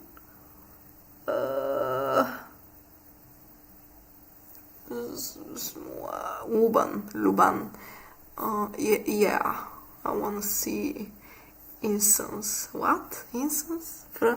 Maybe it's frankincense. What? Nah, I think it's incense. Or incense? Incense? Incense. It's incense. Incense. He said it in software. It's incense, because it has a scent. I don't know why is it called like that, but it's, yeah. Maybe it's Arabic thing, yeah. I actually love these. I love them in my room. But yeah, mostly people use them for religious reasons. To actually do the incense ritual in their houses. I never liked it. I was always coughing when my mom did it or someone else did it. Wow, we had the Christmas celebration or something. When someone died, maybe you can do that in the 40 days after that. I guess it's alright, but it's very intense. It's very non-pleasant. So you should decide which aroma you prefer. So in Temu there are like these sticks for incense stuff. And I have these and I use them almost every day. They just calm me, the scent in the room, like anything. But yeah, they don't need to be just as intense, you get me? But in some types of perfumes they are actually very intense, which is good for, maybe for the summer actually, because the scent won't come off easily. I actually would recommend Turkish scents and Arabic scents. Yeah. We get it. You eat elk. Right, there I you really go. Do you want your need medal? to buy Does Montale. not know what I know about Montale. And I'm supposed to I need take this Montale. that my food is garbage and I'm a The fraud? unisex is The opinions of his staff, like being like, oh, so what did you think about that conversation? Did you think I was in the wrong at any point there? Was that right? Like, just having a conversation, it's almost like he just wants people to talk glasses at, again. not with. Like, he doesn't care about anyone else's opinion here. The fact that he's shouting at his staff, whilst there's also customers waiting to be served, they're going to hear all of this. Look at this. They're like, what the fuck? How many times did you have Elle come back since you've been here, Bex? Jen? Kaylee, speak up. They're petrified. Get your shit together. That's what this is about. Yeah, customers out here. So they're actually a bit cheaper because you get free travel spray, I guess. For each 100 milliliter perfume purchase, we offer you one 20 milliliter travel spray and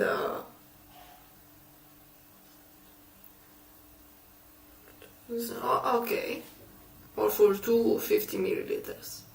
Arabian's Musk 100 milliliters, 135 pounds, nah, euros. Yeah. So actually love most of them as info, I should test them maybe, but I already got an idea of one because I tested it once. Arabian musk intended for connoisseurs of refined fragrances enhanced the Arabian collection with a powdery and elegant interpretation of musk, a delicate blend of honey, orange blossom, and medjool date. Medjool date. Dates are these fruits that are dry. Envelops the skin with a warm embrace while tonka beans and sweet vanilla add sensual depth. The warm clean musk evokes a poetic journey through the mysteries of Moroccan nights, where every note is good, elegant, and delicate. I mean, I really trust them, but I still prefer Nutino for some of the. We have Arabian tonka for, it's actually pretty much the same price, but in left 235 leva, which is pretty okay for that type of a perfume. Please trust me. Oh, many people actually like that. Oh, it has a Bulgarian rose also. Ooh. Yeah, this is maybe not. I want to have intense cafe. Blackwood, yeah, but this one's for men. Dark purple, crazy love, leather patchouli. Maybe I can try because leather really smells interesting also in a perfume. Intense pepper, it's too intense and peppery. I don't like this type of sweet peony. Ooh, straight to intense cafe. Nah, I don't want to smell like a coffee. I don't know. Some fruit things, sweet flowers. But where's the one that I wanted? Oh, let's see, basilic. Wood tobacco. Tobacco. Vanilla ecstasy. Mukhalat. Was it that one? Mukhalat. Nah, maybe not. Honey, wooden spices. Intense iris. I want to smell iris. Veggie bear. But it's for men. Sad. Crystal flowers. Vanilla absolutely. Leather again. Wild beers, black musk. Even the names are a bit boring, but you know. Blue matcha. Wow, this looks amazing. This packaging. This packaging looks amazing. I literally want to spend money on something just for the packaging. I'm so sad. But yeah. When I have the necessity of a perfume, right? Powder flowers, so my taste. Powdery flowers, so soft. I don't know where it's my perfume. On here, nah, can't see it. Maybe I removed it somehow, kinda. I can't really see him. But it was not that. Maybe it was pure gold. Pure gold, was it? Full incense. Full incense. It has incense. Come on now. Only one for 50 milliliters. No, Victor, what you doing? It's a full incense thingy. See? Full incesto. Stop. 126 on a sale, guys. Oh my god. People love it. Oh my god, people love it and say it lasted for 8 hours or so. Sweet flowers. I'm gonna finish up. Ooh. No. Let's just not continue. I appreciate I'm amazed by a girly way. So horny by perfumes. That right there shows exactly what type of man this person is. He's the type of person that is really nice, like outdoors, like talking to new people. He might seem quite friendly, but behind the scenes, he's actually like quite a horrible person. The fact he just switched up like that as soon as he knew that people were kind of listening, that is so scary. They're all a bunch of assholes. Honestly, like, I just love you guys. We're family.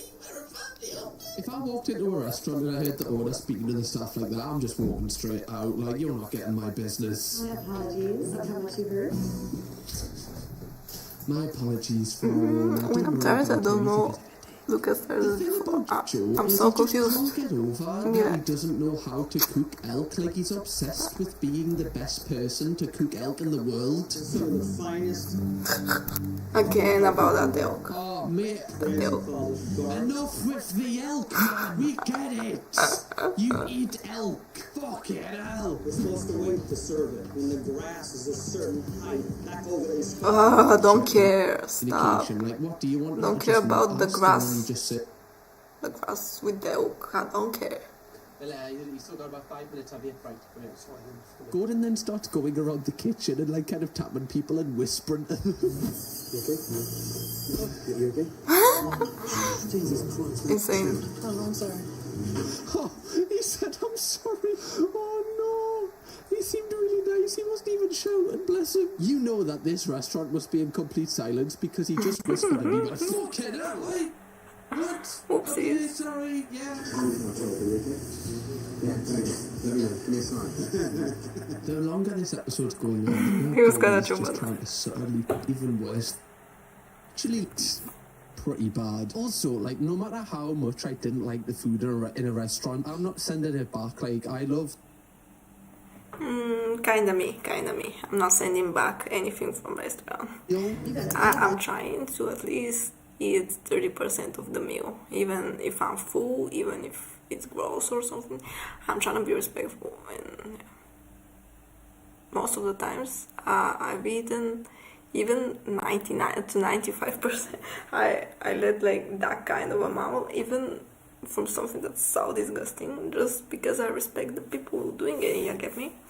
My granny taught me to it, so I'm just like, ooh, we gave money about it, please.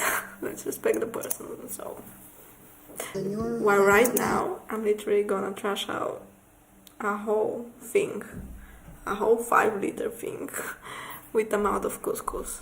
I'm just so crazy. I'm hating myself every single day. Thank you. My patterns, darkest Johnson's patterns. too big to fit on that plate, love, terrible. But you know what? I had it in my head. I went, don't say that. Still said it. But like an actual rock. How does that happen? Like when you're plating it up, do you go, all right, yeah, the ravioli, right, the sauce, yeah, the garnish, the rock. Let's put that in there. What a ravioli without a rock? Come on, this is fine dining we're talking about here. Also a little bit of elk on top of the rock. Everything's gonna have elk in it, of Ravioli course. with L. It W. doesn't happen here.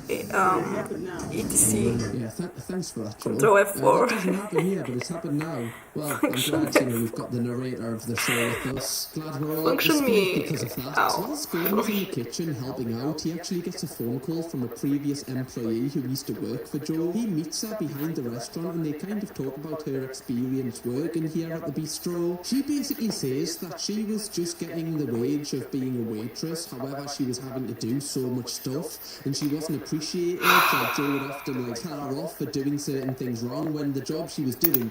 I expected to hear this sooner or not. I actually hate that type of attitude.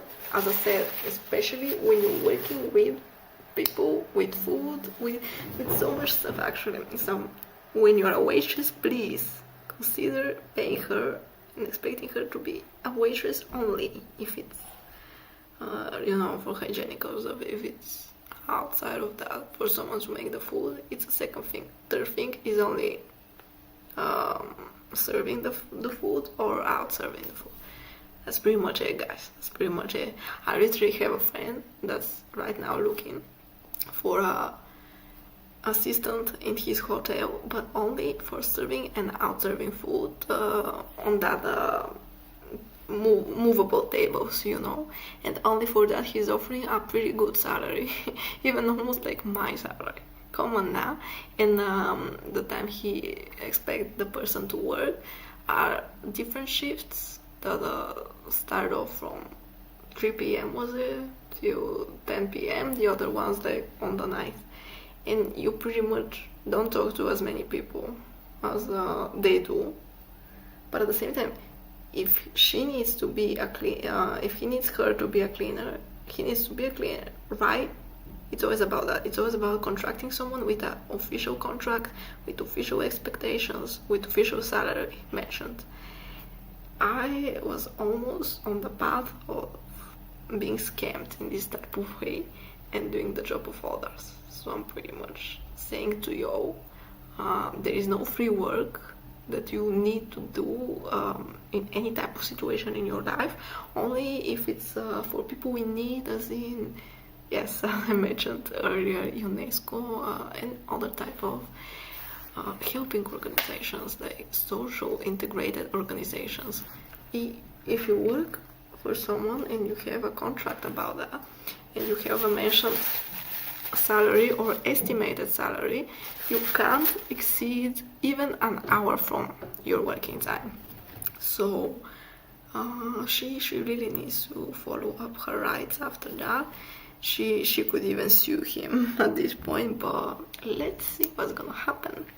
If Gordon's gonna change something. She wasn't even like being paid for that role. She also shows Gordon loads of photos she took before I left of all of the food being frozen when it's meant to be fresh. She got this evidence before she left so that she could be a whistleblower for this. This is incredible. After obtaining this information, Gordon then goes down to the storage and finds all of the food that they use in the restaurant is actually frozen. He's actually saw it with his own eyes now. It's proper disgusting as well. Like, some of the meat has been frozen for over 5 years and is 4 years out of date, which, like, they would serve that to customers if, like, a customer ordered that dish. It's just disgusting. Honestly, if I went to this restaurant, like, my IBS genuinely would just be on full alert. They'd have to, like, put a warning out to, like, everyone in my street. Like, the Richter scale would have to be informed. That was just, sorry if you're eating, guys. God. Oh, you could have died without knowing that info. Fronts, Joe, he's pretty much to stay in this building right now. I swear to God. You're a cook right now? It must be tough because, you know, you're really actually trying to help this restaurant out. Like, you're trying to help the guy in front of you, but the guy in front of you is just constantly lying to you. It would make you go, you know what, just like stuff this. Like, if you're not actually going to try and help us out here, if you're just going to constantly lie to us, what's the point of me even trying to help you? Because I don't even like you. You know, and the end of this first episode actually ends on a cliffhanger where Gordon basically asks Joe, look, do you actually want me to be here? If you say no, I will leave right now. Now, obviously, at the time this show was coming out weekly, so people would have had to have waited for a week to see what would happen here, because obviously this episode has so much drama that it had to be separated into two. Like, do you know how bad you need to be for that to happen? Now, I have heard that the second part of the Millhouse Bistro is actually so much worse than the first part, so just brace yourselves. Let's see if Gordon can begin straight away, following up from episode 1 where Joe answers the question from Gordon where he gave him the ultimatum if he's gonna leave or not. You want me out of here? I'm gonna leave. I don't want you out of here. So why are you fucking around like this? I'm not fucking around like that. Honestly, I don't feel like that's surprising. I hate how anyone's acting so childishly. Gordon's literally yelling at him so that he can wake up and finally do something about that type of business, and he's still like, blah blah blah blah blah, I'm gonna do blah blah blah, or even worse, blah blah blah, I don't need to do anything, blah blah blah. Maybe you do. Maybe that's why Gordon is trying to actually wake you the hell up and try to do something. Because yes, he actually doesn't want to go off and find himself another restaurant for the evening.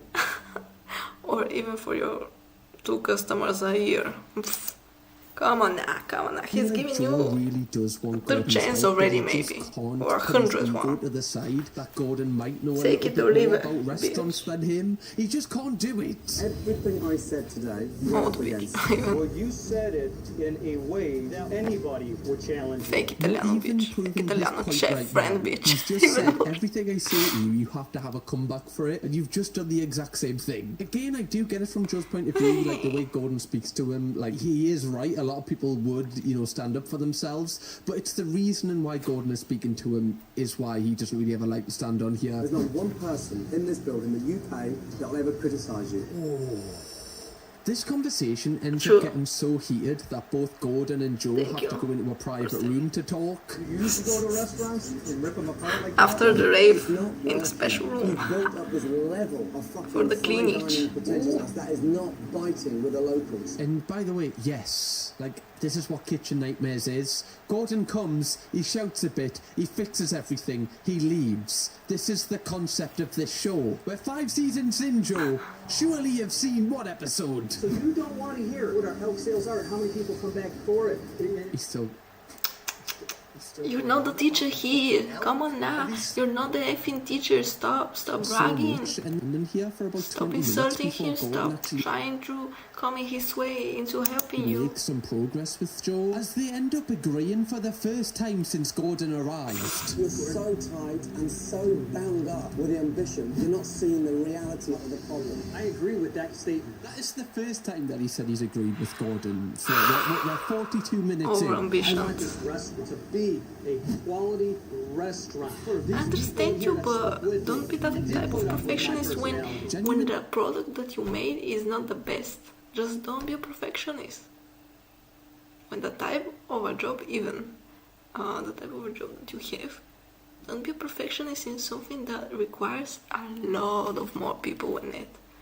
Just be basic, like be balanced. Even it won't help you out. Yes, sometimes in my life I felt the greedy need, the courage to like say, oh, actually did that high score again. Like say it to myself, right? But when you work with other people, it's difficult. It's always you're always gonna have that feeling of, oh my god, actually this cute girl in the office or this cute guy that are always kind to me and funny, they actually will see that I, as their colleague, was frustrated with this again or did this better than them again. It's not about trying to be better than anyone else. It's not about making the best development yet, because we can see you did know throughout the years, but alright. It's only about respecting anyone while having that work flow, boundary of not like talking too personal to these people, like making them feel too sad because of something. Just like I said, there is a contract. In this contract, you just put up the price of their working, the hours of their working, and you just can put up a smile and you'd expect them to confirm or reject that offer. It's actually always about the boss offering you whether you want the job or not. It's not the other way around. Even though once you were young, you were so desperate for this type of job or anything. Now, it's always about helping out your employees, feeling them as your friends, even that. While knowing, yes, that you won't be available always. So that's why you need to hire up more people in a receptionist, a different type of cleaner even, maybe 2 cleaners, even better. 2 different shifts. The one can be day shift, the other can be night shift. Even one for the afternoon would be good, since people eating at their snack time, just like any other European, they're gonna get a bit more messy or a bit more stressed with the food, so maybe it's gonna get even dirtier. It's always about hiring people, accepting people, believing in people, not only believing in yourself, because why would you live in this life if you only have yourself by your side?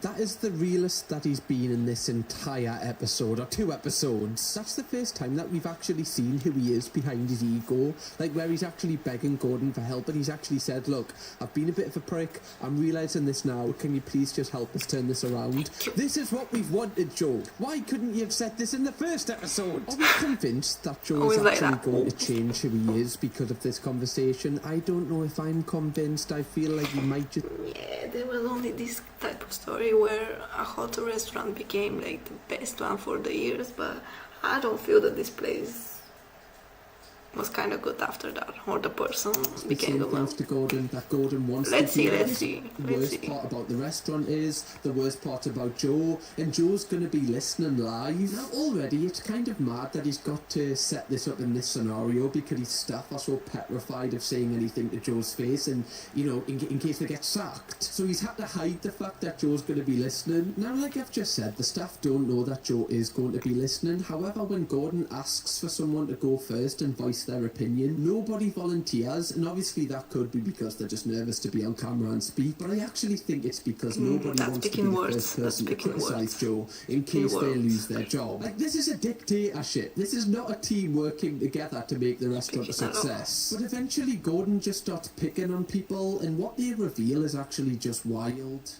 He berates the staff in front of the customers.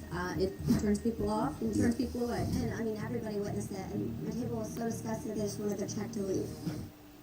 Like, imagine being in a restaurant and witnessing that happen. You would be horrified. They left me a note telling me to keep my chin up and that I did a great job. And I had left that note to Joe and would tell me, don't let that get to your head when people tell you you're doing great, because there's always mistakes being made. Sorry? Usually you use that if, like, someone is getting a lot of criticism. You'd be like, oh, like, don't listen to other people's opinions, you know? Like, if they're just being horrible, don't take it on board. No, Joe uses that for, like, positive reinforcement. If someone's saying you're really good, don't believe that. They're just trying to tear you down, actually. They're trying to get in your head, psych you out. That's insane. Know that at all times, you are useless and terrible. That's why you...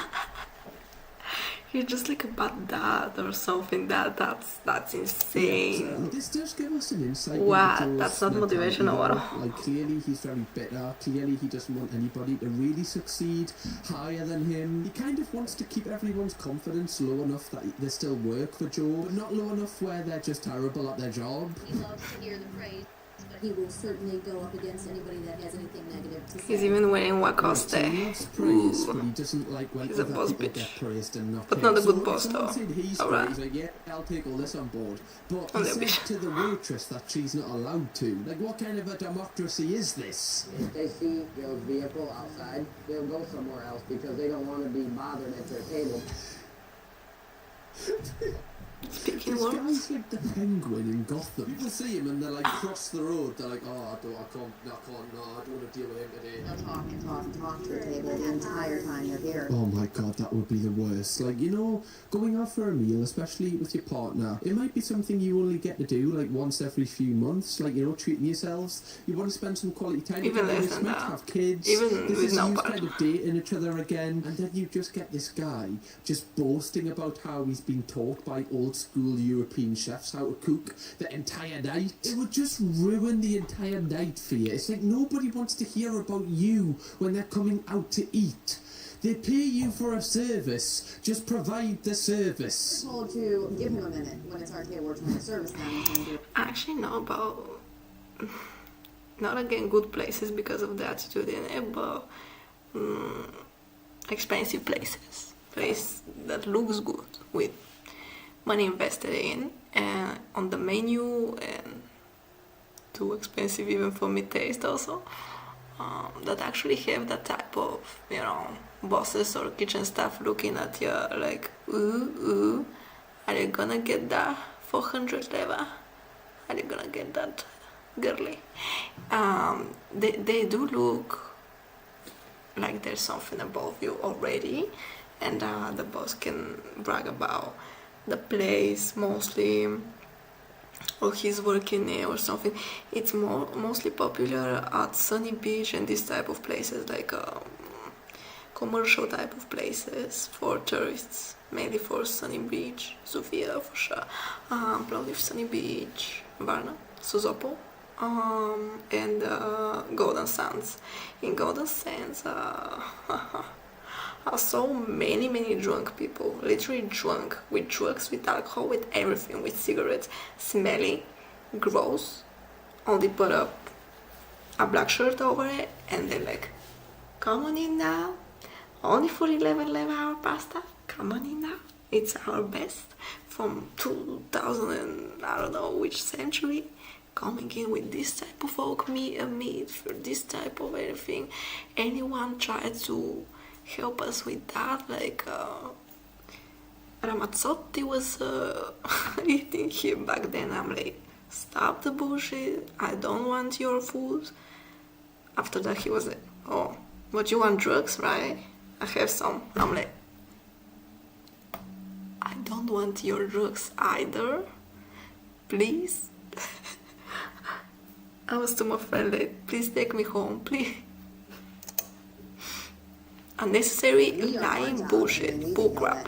But I think it Your definitely place feeds into ain't what big I enough, was kind of saying about or you. your place, better said, ain't good enough for you to talk like that, simply.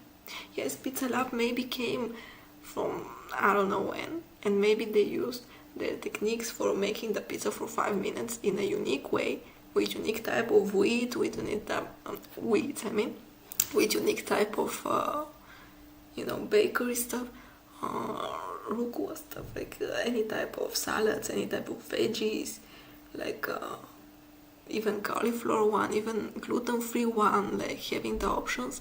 Yes, maybe they're one of the best. They're the best for me, okay, but that does not mean that they will have to brag about it. Yes, they just have that simple advertisement around, like we are this type of people, we do that with 2 types of this, the original recipes, blah blah blah. They just have the logo, and that's pretty much it. You simply don't need to brag about some chef try to tell you something about your business back then, and you're like a lunatic being like, I'm gonna have the Michelin star right now. It's only a good advertisement, and that's it. You can't brag when you offer the people the food. You just offer it, wait for them to actually like or dislike, and when you see the enough amount of people liked it, maybe you're in a good path. That's pretty much it. It's not about the history of things. I don't need your history of your product, of your brand, of anything. I need to taste it. You get me? I need to taste it to see if it's good for me health, that I won't get allergies after it. First of all, second of all, that it's gonna taste good actually, and third of all, that it's mixed well enough. The ingredients that I decided and I paid for them, or the things I decided to not have, to actually feel proud that I don't have it with this stuff. It's always about thinking outside of the box. Sometimes the presenting, the taste, the mixing of ingredients, but not about your advertisement structure or what someone taught you before and something. It's always about being artistic, being innovative, being just talented. Sometimes it's about talent. If you don't have it from before, maybe you can try to learn it, but with good people, with pro people around you, and kind people, and people with personality that will actually have the strength to talk to you about that. And he didn't have that type of people. At least they were kind, but yeah, he had Gordon to actually tell him that it just does not happen like that. It's always about like that in this type of industry. Even with other industry, as I said about perfumes, I like myself getting this type of perfume. Sometimes I wanna experiment with maybe Arabic ones, yes, but it's always about seeing the ingredients. What's gonna work in my skin also. Sometimes it's about tasting it, right? Sometimes it's about, if I'm not gonna taste it, how much money would I be able to pay about that. Is the brand actually good? Does it have history? But not with people helping you, but with actually good products made, And when you have a frozen food offered, you don't have a good history about making that type of food. Anyone, even Simply if they're don't. a complete stranger. Like, if a complete stranger thinks that he's a good guy, he'll kind of really love that, and it'll, fill him with a lot of pride, which is fine, that doesn't have to be a negative trait, but when you base your entire happiness on it, then it becomes toxic. He yelled at me saying, when I am with the table, we are in a meeting. Rebecca, what's the elderly meeting about? What's he talking about? Himself. We're actually talking about elk, so can you butt out, Rebecca? You don't know the first thing about elk, okay? It's hard because we want to see this restaurant succeed. We can't take it, the stress. I mean... How many of you thought? Being promised that Joe isn't listening, it's just so toxic. Okay. Yeah. shows the staff and Joe like what somebody could buy for the price of one night of eating at the bistro, and it's like a full weekly shop with a bottle of wine on top of it, which just shows how overpriced this place is for the quality of the food. Gordon then gets to work creating some new dishes for the bistro to serve, and the first thing that he decides to make is a burger, and he asks Joe, like, you're a bistro, why have you not got a burger on the menu? Like, every bistro has a burger. And he blames the staff, saying that the staff don't want to serve burgers to the customers. However, Gordon has stopped letting Joe get away with bullshit, so he actually goes to the staff and asks them if this is true. He says, staff don't want to sell a $10 burger. Is that right? No. Every time I smell BS, I'll go for you. That is just the worst way to revoke responsibility. Just say, oh, I just didn't have put the burger on the menu. Then you're being honest have a and burger. work from Stop here. it. Blaming it on the waiting staff, like, they don't have a say in what's on the menu. You can't blame it on them. So they didn't want to serve a burger, but they're fine with serving the crap they have been serving. Make it make sense, Joe. Gordon then goes back to the kitchen and shows Joe how to cook some meals for the bistro that won't break the bank for the customers. He then serves one of these dishes to the staff, and the staff say this is the best food that's ever left this kitchen. Bet Joe's buzzing about that comment. However, Joe himself also says the food is a lot better than what it was before, apart from the elk. The elk still takes the top spot. Thank you very much. It's now time for the evening service, and they're going to be serving 2 of the dishes that Gordon has cooked up for them, so at this point they're still serving things from the old menu as well. However, Gordon is helping with the new dishes, and he makes some interior changes to the kitchen straight away.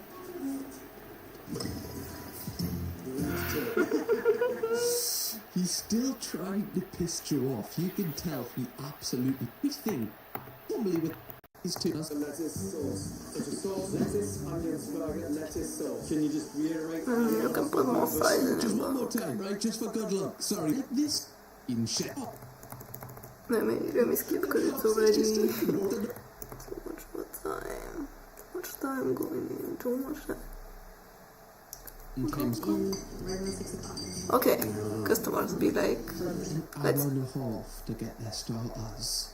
They get an hour and a half to get the little baby carrot. The little baby carrot. To be fair, right, like they do have to go past the White House. Like the White House just ordered a big order of the baby carrots. Who's more important, some young kids or, you know, the President of the United States? So, riddle me that one, Gordon. And eventually, Gordon just, like, I wouldn't say he gets sick of Joe, but I feel like he was getting sick of Joe within the first minute, and he has one of the biggest, like, lose-it moments I've ever seen Gordon have on this show. We need an elk quesadilla. That's really what I need. Hey, myself, we make this trap. I want to go the apple side, Joe. You wouldn't come over here and say, you know, don't get it that crispy or don't do that with it. Like, this guy must be so draining to work for. I'm getting sick of this attitude. See a generator. Asking such ridiculous questions. Obviously, gonna have to. Like, He's gonna make another scandal just so that he can actually try to learn to change his attitude, his ways, and his ways of making food, rightfully so. You've just been told of expecting and you actually have food to be made good with a little amount of now, in the update, you're going to see how, again, you just can't trust what Joe says. Just a side note, one thing that is really nice that Gordon reveals is every single person that was dining at the restaurant tonight is actually a survivor of cancer. Gordon previously in this episode went to like a fundraiser for at a cancer event, and he invited everyone to come, and like, they all found this out like after the service and they started crying. It was just a little bit of a nice moment. They actually made a fundraiser, yes, while I was talking like in this type of way. Yes, you can expect to do your job for free only when it's about fundraising or something. And Gordon actually decided to do this type of thing, really, to help out them to take a break for a bit when he does his magic, but at the same time do a fundraiser for people with actual disease, with actual needs. That's actually pretty helpful. Gordon then has one final chat with Joe before he leaves for good, and it seems like they leave on good terms, kind of. Now you're hard work. So it's kind of. Good night.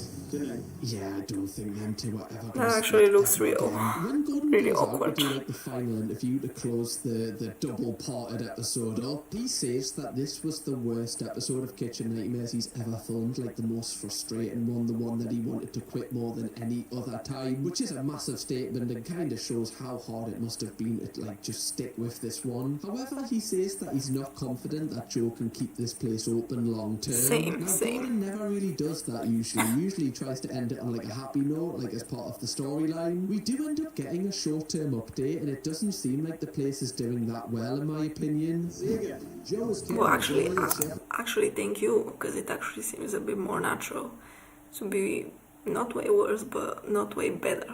Yeah, get me. Ramsey's menu.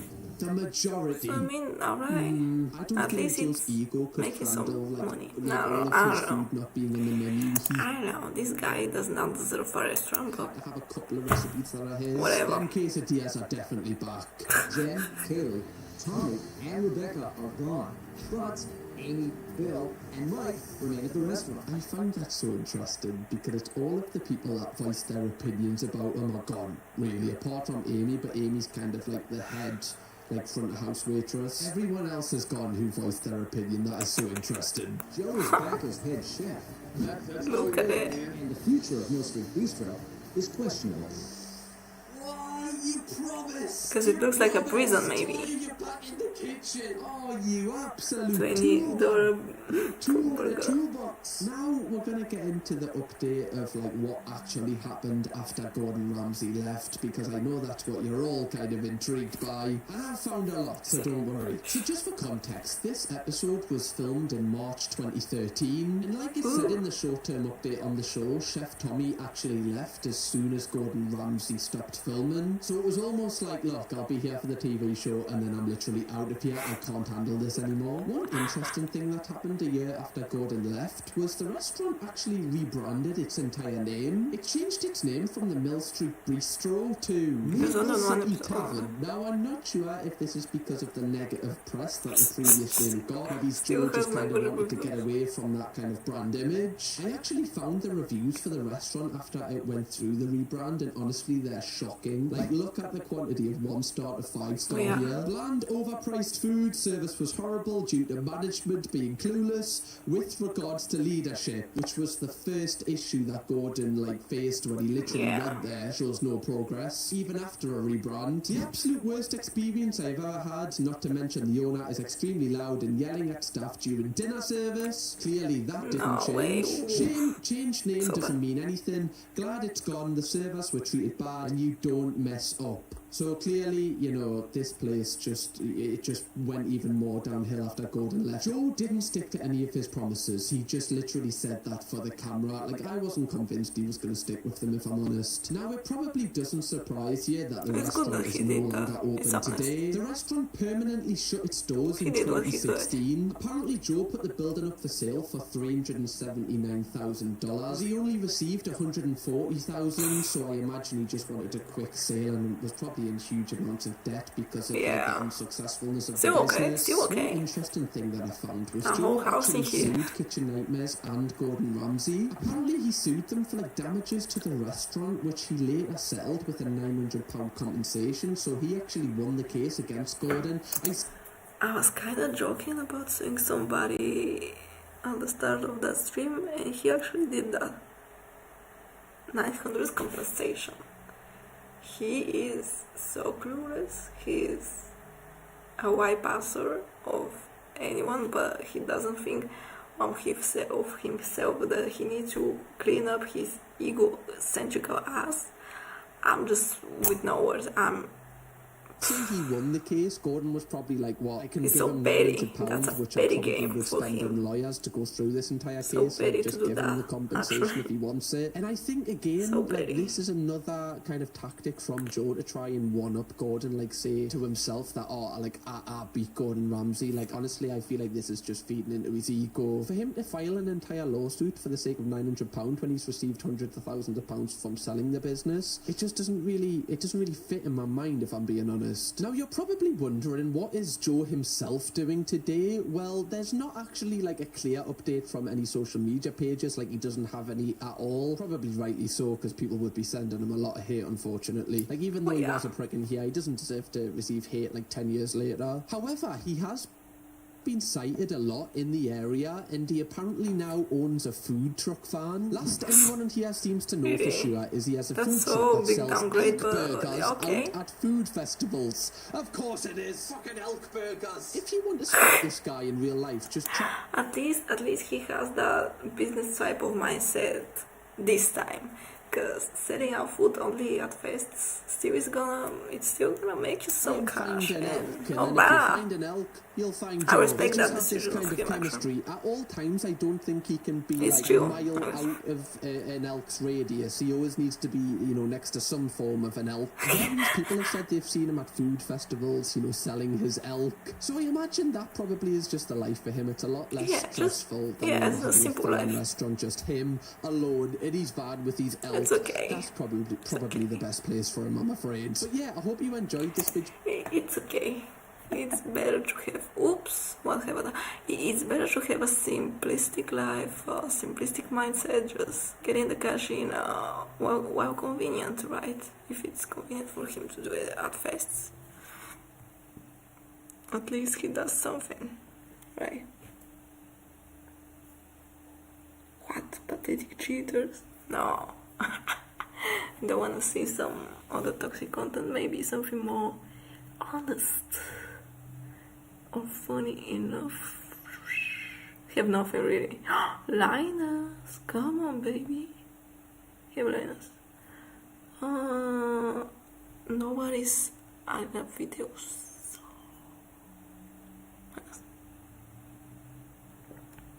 Get to GPU faster. I need to see the best GeoGuessr was it. GeoGuessr. 8 minutes straight. He is good. He has many views. But he was. They actually have a They have. No wonder why our streamers are doing that. They have a title for it. World Cup of GeoGuessr. I actually need to see that. That's so interesting. So interesting that they have a cup about that. And I was thinking that something like speed typing or speedly in a speedway, getting something in the air is weird as a world record. That's so weird and so amazing. That's talent. Let's go. Let's go.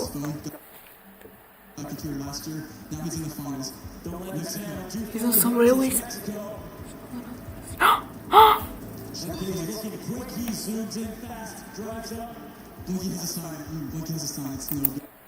And even the commentator is like so stressed about that. It's amazing.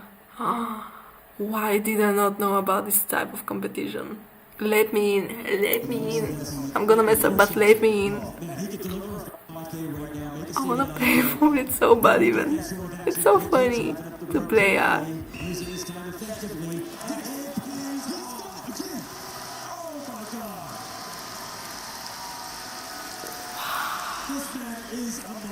The content. Ooh. Just by that, guys. Building. Let's go ask him. After we find this location, around 2x damage starts now. No wonder. This is actually some type of a talent. Maybe they did like me. Once in a while they added up some quiz games. Added on some quiz games, you know, on their phones. And they were just like, this or that. This is the flag of Armenia. This is their monument. This is from their history, something. This is their type of language. And just because of their general knowledge in many topics already, they can pretty much guess it. Or maybe because they played it a lot also, it helps out. But the type of memory that you need to have for these types of games is actually impressive. So let's stop talking. I'm amazed That's good. Obviously, this will be the USA. Do you go West Virginia? It looks pretty Appalachian. Yeah, they might have some mines out here, I feel like, in this area. Yeah, it's Canada maybe also. Some auto shops. You say yeah. West Virginia. Oh, you might, I think we saw a sign there that have had some precognition right there, and it looks like it might be accurate. Well, is Trevor on the spice right now? Maybe Virginia is. Yeah, as he said. I don't know states, but it reminds me of some type of old state or something. Blinky's in the town, by the way. Blinky's in the town. It's the Williamson Fire Department. Kilometer. Ooh, MK. Come on, MK. Come on. Round 4. Is he from France? Oh my goodness. Great hills. Wow. India. It's like the steep hills, though. Is it India? Is it India? Is it nah? Is it Armenia actually, or Lebanon, or I'm actually thinking so many. Mexico? Why though? No. No, Pitufos, Cositas, Peru maybe. That's maybe Mexico. It can be. Can it be? Yeah, maybe it's. But how? How? I have no words. That's a talent. Playing just as fast as everybody else. That was moving. Let me put my glasses on. I'm stressed. 360 panorama is all we get. Starts now. This can be even here. This can be even Bulgaria. Let's see. The mountain. The mountains. Right now as he stares into the map. Let's see how quickly Nah. The animals. Do we have some New Zealand sheep? Yes. Yeah, New Zealand. Nah. Maybe on the north. Sorry, no. It looks like north. Like not Norway, Iceland. Not even Iceland. He's really in New Zealand though.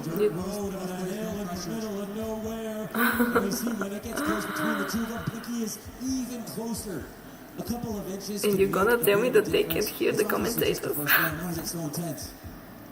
MK's right there with him though. Both players scanning. Interesting. No way if it's gonna be in the continent, in the nearby, and I'm amazed. Really? Pigeon Bay. How? Tell me how? They literally saw what type of an animal, and I'm actually done. Wow. Oh my god. They played it a lot already. The flag, our flag. I'm so patriotic already. Is it our flag though? Please, help me. It's our flag. Thank you. Some Smolensk. Nah, not Smolensk. I'm actually gonna fuck myself up. Vidin. There's a Bulgarian flag. Thank you. But that's an historical city, and I can't see it. What? Very cool. Isn't it Chernobyl though? Please help me out. I'm nervous. It can be even Schumann or something. No. It's Chernobyl. Thank you. I was thinking about, in a way, because I know that tower, that type of a tower, and I know it's historical, and it has that building on. It looks like an old city, but at the same time, it's like, yeah, it's pretty much near Tsarevets. I could not revise if it's Tsarevets out there, but I pretty much saw like the type of villagely like stuff. You know, I can't explain myself. It's like literally Chernobyl, and I've been there only once, but I guess it's pretty much because it's the type of it looks like an old city, but it can't be in a suburb because it's not near the sea. So I literally was thinking, so I was like, Smolensk does not have that type of higher up buildings, whatever. Sorry guys, sorry Bulgarians, sorry to us, to yo, but it's just, yeah. It looks higher up from the city, so it's another city. It's all very cool. I'm so sorry, guys. I could not. Even if it was Sofia, I could not guess it. Maybe at first. But thank you. He actually did it, so they are amazing. To actually know where Brickuter is, what's it famous for, how does it look, like old type of stuff. Yeah, it's near Cervez. Okay. It's near the Central Mall. It's near that monument, historical monument. I get it now. Sorry, guys. Let's see the players take their time here. Okay, of course, this one is still no move. They're going to be spinning. I have no freaking idea. Even the raw type, it can be Romania, it can be USA, maybe Romania, Malaysia. Wait. From how? A close location, but is there a false clue? Is it possible? Maybe he was using a clue.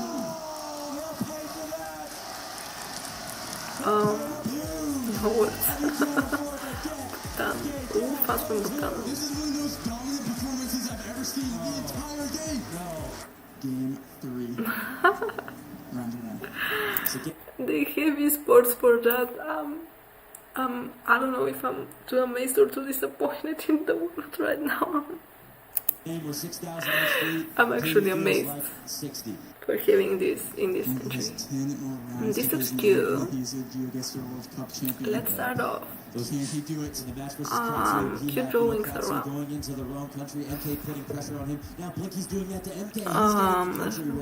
Yeah, I was thinking about some Balkan countries. Croatia, Ljubljana, Latvia, Ljubljana, maybe. Where was Ljubljana again? Podgrat is in, yeah, something. Is it Serbia? No, Croatia. They were. That's the lead that he wanted. Kinda. I was about to say something else. Yeah, I was about to say Ljubljana. Round 2, we'll put us in Ukraine here. We do have red cards in 3. Urban Ukraine. Sakura. What the actual hair? Shona forma. Russian, Ukraine.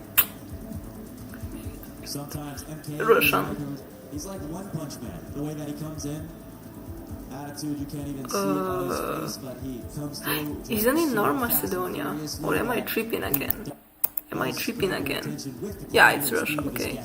Ukraine. Yeah, kinda. Yeah, I'd actually look up Ukraine to be more sure. Just because Russian, it's so different looking in their streets, I guess.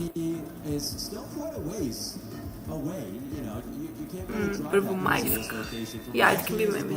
Multiple,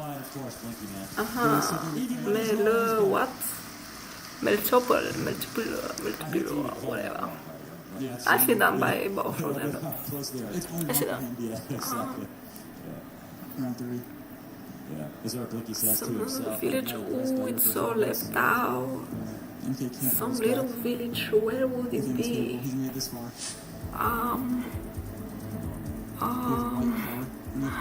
No, dear, Romania. What? Why there though? No, it has that palm trees. Venezuela, maybe. I'm feeling Venezuela, you know.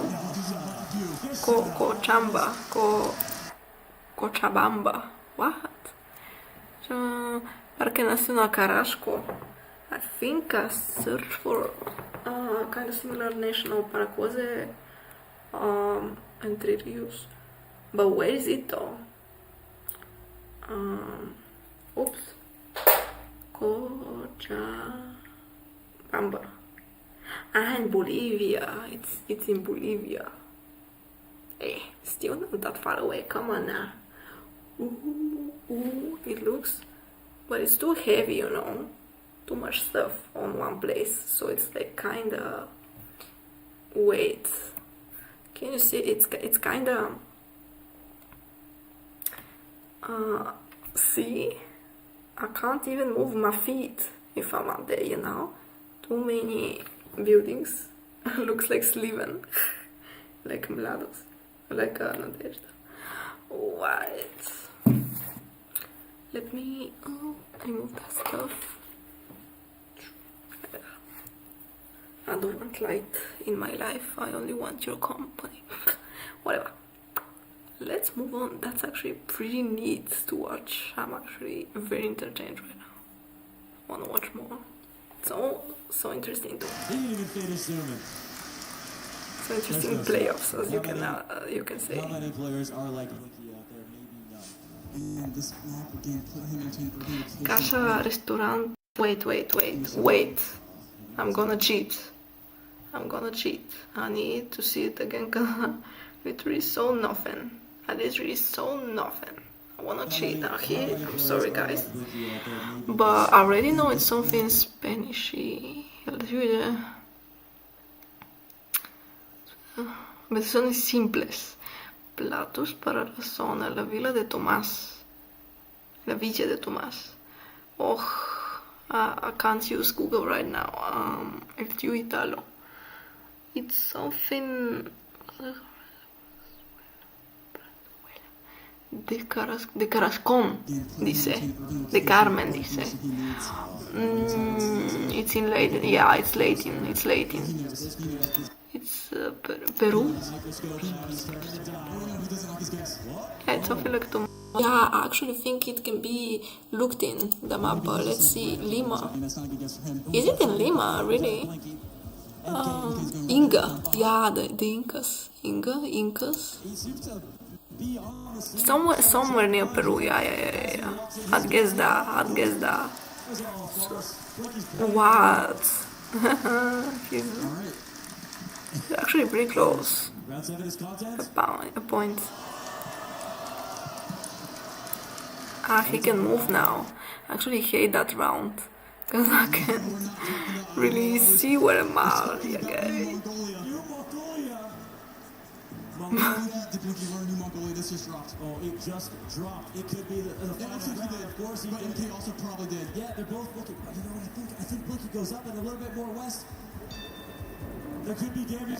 They already did it. Mongolia. I have no clue about that. He knows exactly where this is, but can he find it? He has a feeling that he's been here before. Deja vu for the French player of Blinky. He has a feeling, he says. Oh, he did it. Ooh. And that's one more day.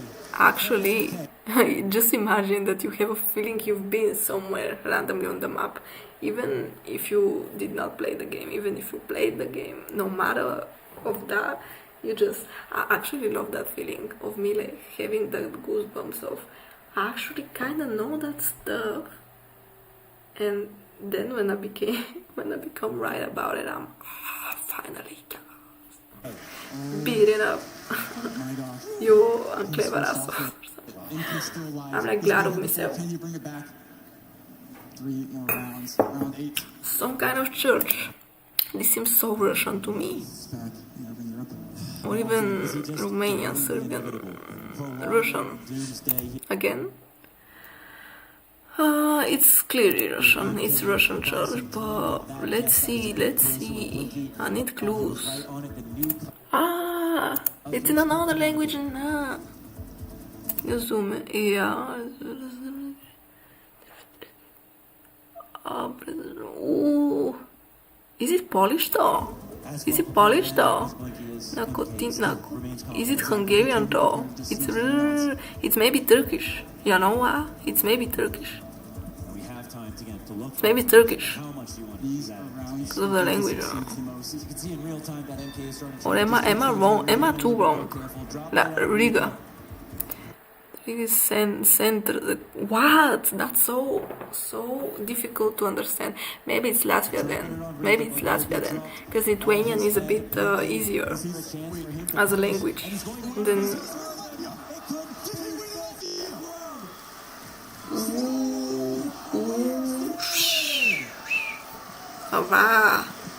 What type of language do Lithuanians use? Because I knew a person that's Lithuanian and he said, oh, our language is way harder. Was it Lithuanian language?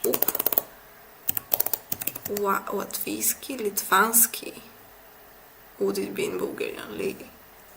Litvansky. Nah. I'm actually messy with that stuff already. Lithuanian. So there's a Baltic branch of the Indo-European. Okay. Eh? Latvian and Lithuanian in Lithuania, right? Łatwiejski, Litvanski. Yeah, I get it now. I always was thinking about the difference. Which one was hardest? I actually said it wrong. I think Lithuanian is hard. Lithuanian is harder. Is Lithuanian, because he was bragging about my language is so hard. It's harder than Lithuanian. The Latvian. Come on, Latvian, Victoria. Is Lithuanian harder than Litovski? Litovski. I'm gonna end myself now with that much of a knowledge. Yeah. Okay, thank you. I finally understood that. Finally. Let's move on, Joe. They're so amazing to me, guys. French people are amazing, but the other ones. Sweden. I'll tell you why I think that, but Sweden. Literally Sweden. Or Iceland. Sweden. What? United? Why? Nah, I was thinking it was Sweden because the type of a building, like they're a colder country and they prefer colder, like greenish stuff. Nah, am I this dumb for United Kingdom though? Then I think it's Nottingham, maybe. It's a bit more sophisticated in type of with the building. What?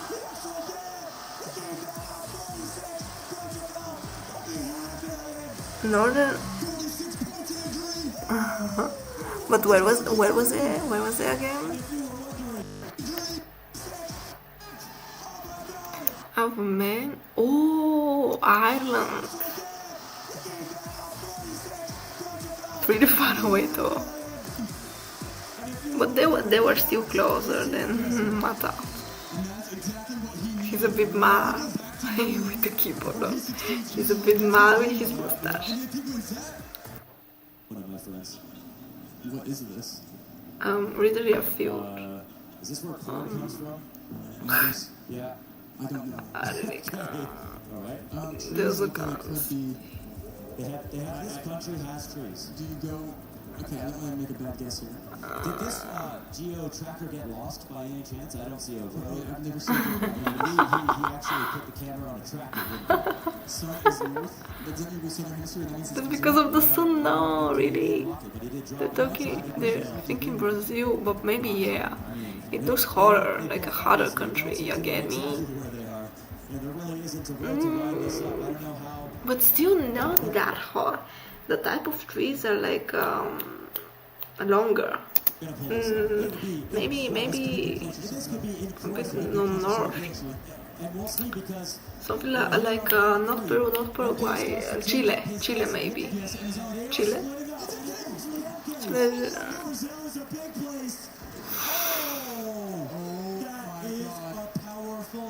We saw Philippines on Italy once. We have seen some weird things happening, and even within Italy, this enormous boot, there's a lot of room to make a mistake. So he's hedging. He's water hedging.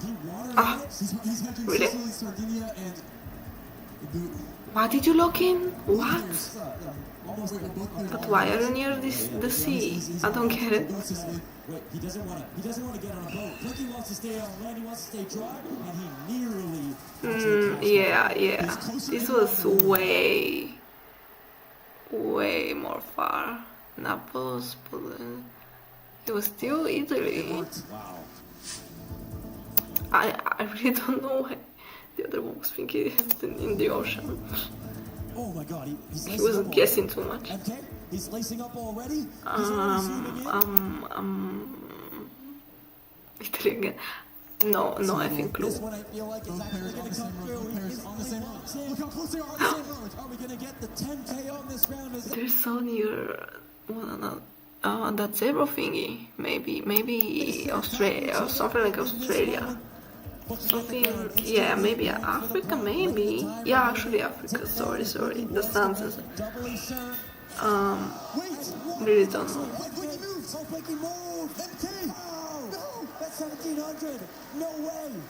Wow. He's getting rocked. He's getting his confidence shaken. Blinky changed up last second. And can we go to the NMPC after the reverse sweep? Oh my. You're worried. Blinky, no. How much money can you get from this type of tournament? I wanna know for a friend. I don't know, bro. I feel like I'm standing on my head right now. Literally. What are they gonna think of this? 3.5x damage. It's bature. That's what you think of it. Does not mean anything. Ai, xilio shopping. Up on the side. Okay. Płaza, van, płaza. They both Huh?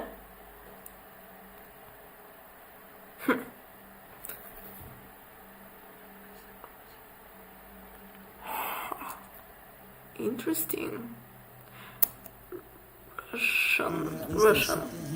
This could be game. Does he know City Lights? Russian. Kazan here for Blinky as he comes down. They're really close together.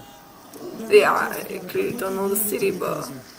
Ooh, 40 meters. Come on now, guy. Not the place. Do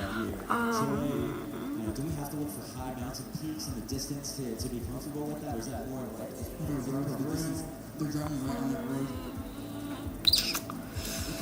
Nah, it's not Bulgaria, but it's...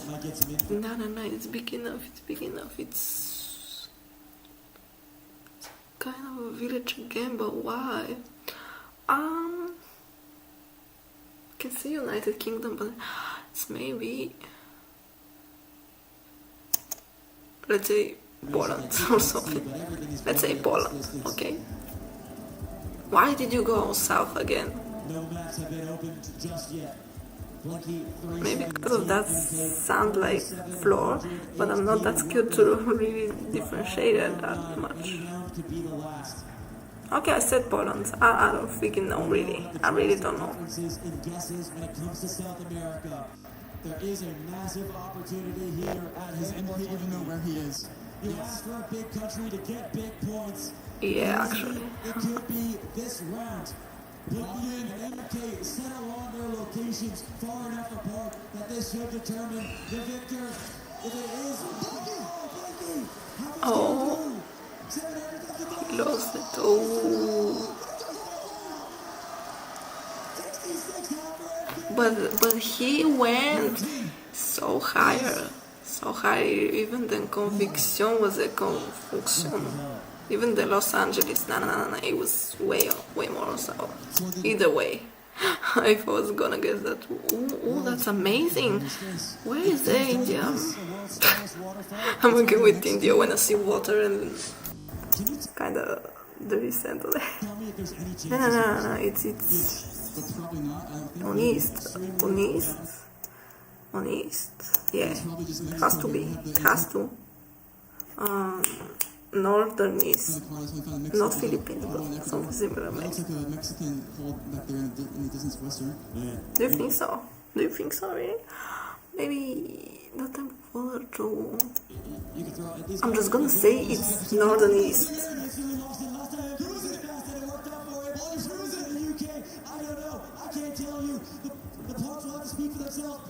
Yeah, kinda, yeah. It's amazing. Yo, he actually did it again, the Frenchman, come on now. He's actually amazing. And I was told by a sweet to my face, this isn't a church, so let the emotions flow. I'm still not going. And you'd guess, let me guess, you'd guess that they actually made it difficult with difficult types of plays that they've never seen, but we can just hope about that. Paris versus Pittsburgh. Come on. Paris, you've seen enough. You better. And we have the grand finale then the king of being comfortable in an MPZ and MK, and Blinky, who doesn't seem to have a fault. Deep breaths. Is everyone ready? I'm ready. Let's ride. Let's move on. MPZ starts now. The MK So random. nearby him. Serbia. Okay. Yo, what? How? Two geoguesser pros go. That was too much. That was We are getting some locations now. What am I looking at? It's like South America, maybe, you know? I don't like that. A lot of these spots, we're not getting any road lines, so This map Ah, he can move it. Oh no. watching, not every location is equal. I think he is confused. obviously this is MPZ folks, they can't even spin around in this position. Okay, we have different guesses, Paul. Oh my god. Where's Blinky? MK is Not a floating. single idea, guys, really. Blinky. MK is floating. He's going for a hedge. He's trying to go somewhere that He's hedging. He's hedging. punish. He's hedging up 4 countries. No, he is literally off. He's in the cliff water. right Thinks now. it's Asia. Blinky's in South America. Where is it? Last time we had the flotation device, this time Willa can't get blinking. Who's right? They're so far apart. If one person is right, this could be a 2-round game from now. What? 1,800 points of damage. Oh my god. What? After the He multiplier. gets on the other way of the world. Okay. What the hell? We're in the US. We're in the US. This type of fight. Probably US. Can we be in Arkansas? United Kingdom. Lock in. We're zoned down. We're locked in. Changes We're back getting up close this, yeah. North. Blinky. Where will you go? Wait a second. Pennsylvania. Penn State. United Kingdom. It's very fast. Outside. Go downtown. That's where he's from. I'm maybe not getting the continent right, but It's all too familiar. He's getting deja vu. this is really Pittsburgh. Blinky, is he close enough? He knows where he lives. Actually, off Kinda knows, okay. streets. Washington, really? Still 600 points. All right, folks. This looks way worse, but France. L'amiche. Damn near got the MKC. Les Amish. Les Amish. Or is it bait? It's not Paris for sure. Or is it? Is it really Paris? You can actually say it looks like Paris, even like Lyon. Maybe Nice. Nice?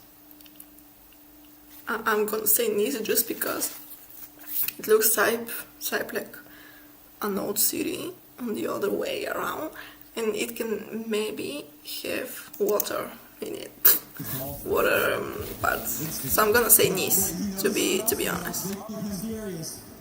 Just because of that. But it can literally be Paris because it looks very good, very clean and stuff. Very well organized. It can be new, it can be old. Blinky knows it. He wins. MK could be the exact same position in a foreign country. You should have guessed way more. Colmar. Ah, no Colmar. Ah, no, it's not Colmar. It's Stuttgart. Ooh, it's that part, like a Strasbourg thingy. Ooh, it's near Luxembourg, kinda. Mannheim. Through something. Parc National de Forêt. Strasbourg, Munich. Ooh, it's near Munich also. Nuremberg. It's, yeah, Nancy. It's not the French stuff. It's near France, near Germany. Right. Ah, Strasbourg is in there actually, and he guessed on a better term. Yeah, the blink. Yeah. The other one was like, what? 450, he doesn't know France. Ooh. Scandalo. Scandalo. Reims.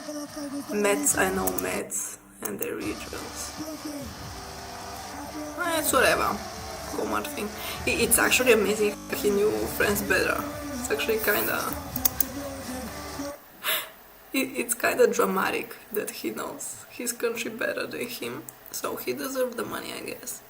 He deserved. But it is this sport. Right? Imagine trying to explain this sport in 18th century. Imagine. Player uses this to win. Ooh, I should watch this one too. Maybe this one. I'm obsessed, guys. This is amazing. This turned out to be amazing experience for me. Please, I really wanna watch another clip, and I'm finally gonna eat a bit and dance a bit and hope to not have work tomorrow, as much work tomorrow, or at least I'm gonna work a bit faster tomorrow, even faster. Ooh. Sideman versus world's best GeoGuessr player. Oh, I actually love seeing them on GeoGuessr or GeoGuessr. Yeah, let's see a bit from here. Easy, you can start. It's actually the best. So, everything, good luck. Alright, good luck. Worst of luck, my friend. Doesn't need luck. We're going to get slapped. Nah, honestly, it's going to be closer than you think. We get 6 guesses. We're working together, I guess, yeah? Yeah. What do you mean? What do you mean, I guess? Oh, it's random again, stop it. The sign is... And this It's yeah, it's Netherlands, somewhere. There with a smiley. Denmark. Do you think so? Do you think so? It looks too high in there. Sorry. I think it's Iceland. Oh, He's already locked in. It's Nordic seconds. It's Nordic Denmark. Denmark has red signs. I'm going Finland. Just It's somehow. Scandic country, guys. Someone's going down here. I'm going to go definitely here. JJ, you've got 10 seconds. Like it's when you have the best GeoGuessr players who just calmly stating up facts. Like, yes, I think it's around there, around that blocks. and he just lets them be.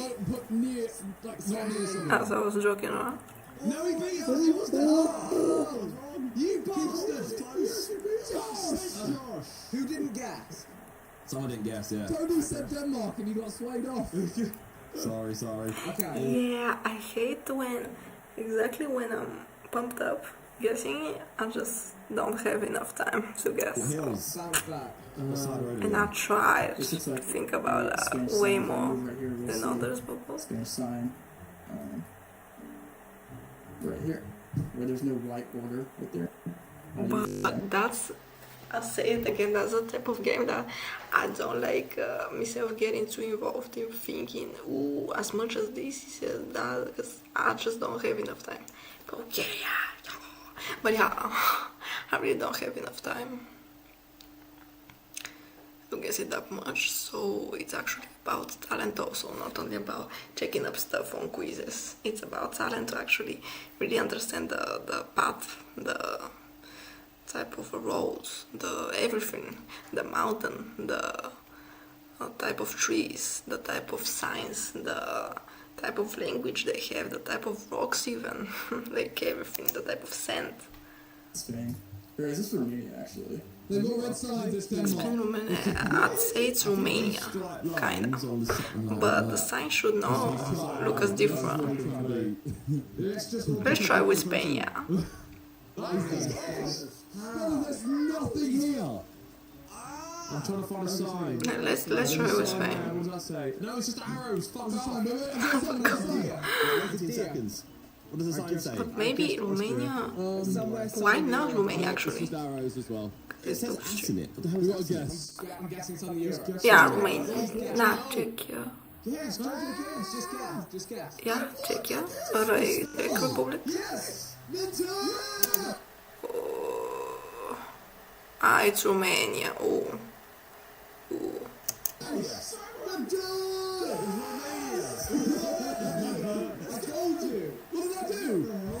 The language is so bad, but I still would like to learn it.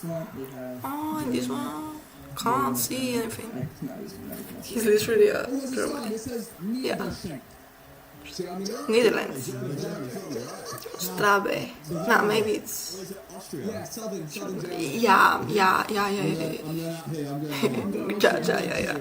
I'd say Austria again.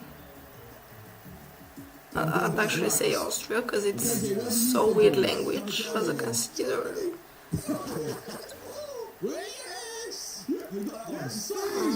Wait, where is it? Somewhere. Is it really Dresden? Near Dresden? New track. Oh, come on now. Very interesting. No, it's in Germany, but at the bottom of it, next to the Czech Republic. Dresden. I wanna go to Bratislava because it sounds pretty good. Bratislava. Do you want? This could be a lot. I think it is. Trees. I can't. Just trees. That house, maybe United Kingdom. Looks so weird. Nah, wait, stop. Amel, France. Yeah, France. Yeah, it sounds French. Amel. Well, no, it's not a Lithuania kind of vibe, is it? Oh, that's too heavy. I don't even know why it sounded French to me also, maybe because it just has the E, Believe what your guess is, I think. because many words in France are like... What? Where the fuck is that? Where the fuck is that? Latvia? Why though? Melee. We damaged him a lot.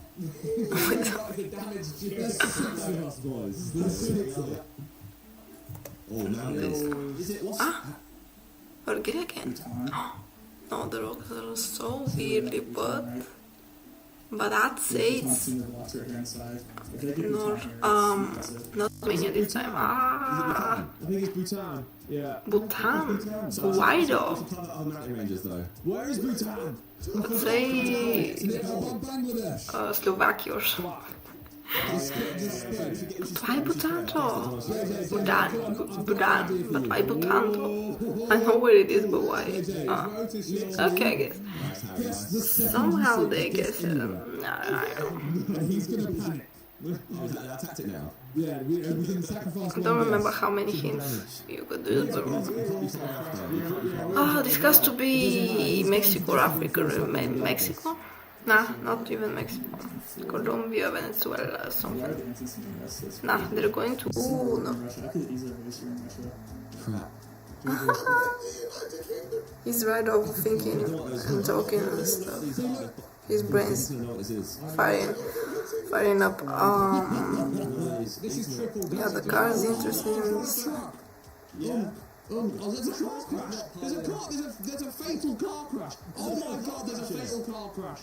I'm not even joking. They actually found it. Wow. It's Russia. It's Russia because of the fatal car crash or what, guy? Try to explain yourself. Ew, that's pretty bad to be shown in a public game. At least they did not show it. So it's Russia, okay. Let's just move on, please. That's clearly not Monaco, Mozambique or something in Africa. I don't know anything about Mozambique. Something bigger. It's some bigger city for sure. Yeah, it's something in Arabic, but... Do you think so? How? It says Senegal. Oh fuck. Okay, that's too easy then. Come on now, that's too easy then. I can see a sign that says Senegal. Yes. That's so easy. Stop. I was looking at a sign that said Senegal. And I'm saying Mozambique without even knowing.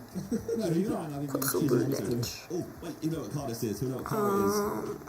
Wow. I don't think they know where my car. Guys, I'm not even joking. It's literally my second time guessing something. Well, my third.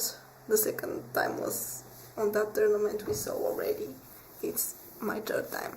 Before, I only played once, and I was not even good at it. I saw you guessing games for around 15 or 20 minutes before that from my favorite Bulgarian streamer, and that's pretty much it.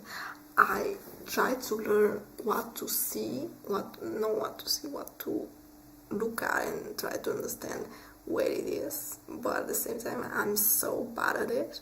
And as I said, even in my city some neighborhoods are blank for me, and even at trying to orientate myself, most of the time I use Google Maps.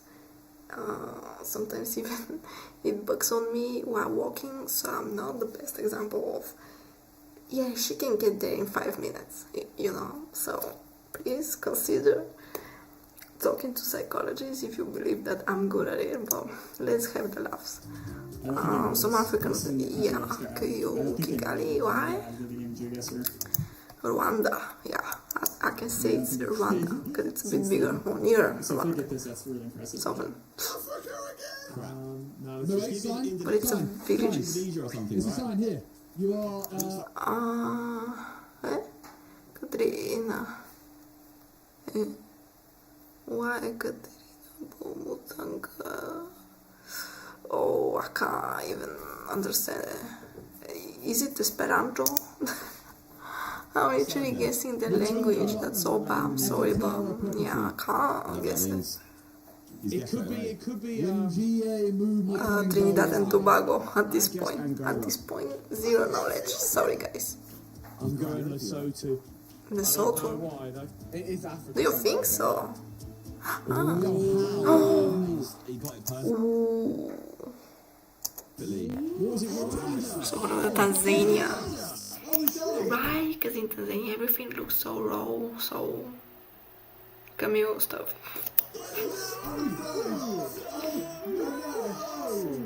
Try to get on land, and the lens is on my head, the voice is in my bed. Yeah, you guys are actually correct. Whoever called Bhutan, that was insane. What we didn't tell you is that was the wall. He's trying to compliment them because he's gonna get the money after the cash in. No, he said he plays not moving. What's that? Loads of flags. Oh, It should be Austria. French? Southern Austria. Did not see. It's Russian. It has many flags. But wait for me to see Austria. Because we're 0.6 people, you have to just hedge. Danke. Danke. That's so random. That's, yeah. Mostly this type of flags. Many different flags beyond that. I can say it's near Austria, but not Austria, you get me? Yeah, it has the mountain. What is that sign? Io producte. It's the Alps. It's got to be the Alps. It's got to be the Alps. I'm going to Austria. Bauerland. What? I'm going south Austria. It can be Germany also. Innsbruck. Yeah. Switzerland, guys. You're so stupid. Switzerland. Yeah. I didn't think about that. I'm so stupid. It's the Alps. You know? Oh, yes! Minter again! Minter! Okay. That's what he does. I literally live on a map. And they live on land, bitch. Wait for me to say it. Argentino. Pueblo. It's some old pueblo, yeah, old province, Santiago del Estero. I would actually add up a bit more on the south. Yeah.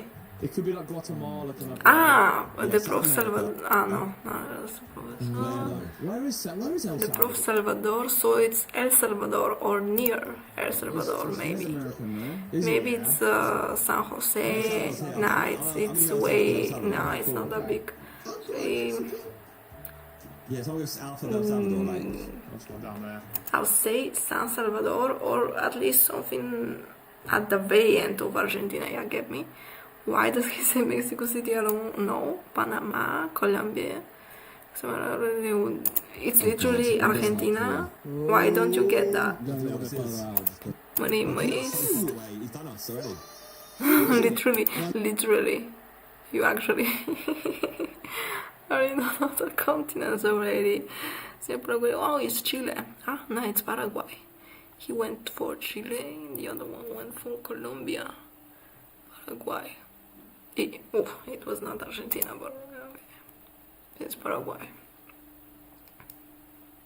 But it's not that far from Argentina, so that's why the advertisement said Argentina. I get it now, okay. Kinda get it now, okay.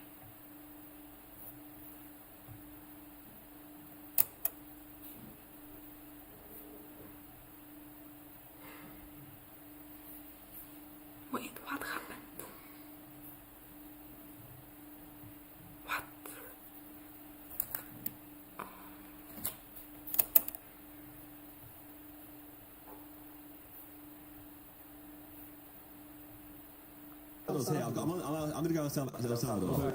Let's see. We have 6 guesses, so... Okay, yeah. If everyone guesses like that closely, we should spread out. Alright, this is India. Place it right, you know, idea where India is. I'd say it's India too. Yeah. Has to be. We'll see. Fuck off, why was it getting so quick? Oh my He god. knows it. That's a shop that says What's the But- sign say? beauty parlour, laddicks and kids. Yeah, it's... Southeast Asia up here. Kids? Well, you go to Southeast Asia, I'm going to go to Sri Lanka just to be safe. I've been to Thailand. Come on. Languages, I think that's Sri Lanka. I don't know. But if it's Sri Lanka, really? Just because it has some kind of modern building on it, right? It's so weird. Nah, it's not India for me. Inter again. Where is it? Meghalaya? It's in Bangladesh. Okay. Fair enough, I guess. No, I just look at language and Actually reacts to it. Birch trees. It looks like candy like Ontario or something. I could just sense One this. second. Nah, they're so fast. Wait. I feel like, yeah, it's missing out. I can't do it. It's the Baltics. I'm feeling loose. Russian, yeah. Yeah, I don't actually know what this is. But How do you think it's... It's very good. I've got Estonia just to... Yeah, just to make sure. Maybe near the cemetery. Why? The speed limit is so little. I can maybe say Russia again. Just because it's too restricted to... The road is bad though. It's maybe some Balkan country, to be honest. Why United States? Come on now. You can say it's in Europe, maybe. Whatever. Ooh. So Canada, so. 400 away. But he was on the other side. At least he was on the right continent. No, we'll do all. We can go again. We'll go again. We can win. Okay. Hardcore player. This is low camp Switzerland. Oh, that's, yeah. If they get there, I don't know. They might find German or something. There are guessing. Because it has a lot of green. Yeah, get me. Interesting. Ooh, he has a YouTube button. Just because he's guessing stuff. I'm already gonna... Guys, I'm becoming pro geoguesser player. Don't wait for me. Like a 2.5 times damage. And then I'm going to hell. Where?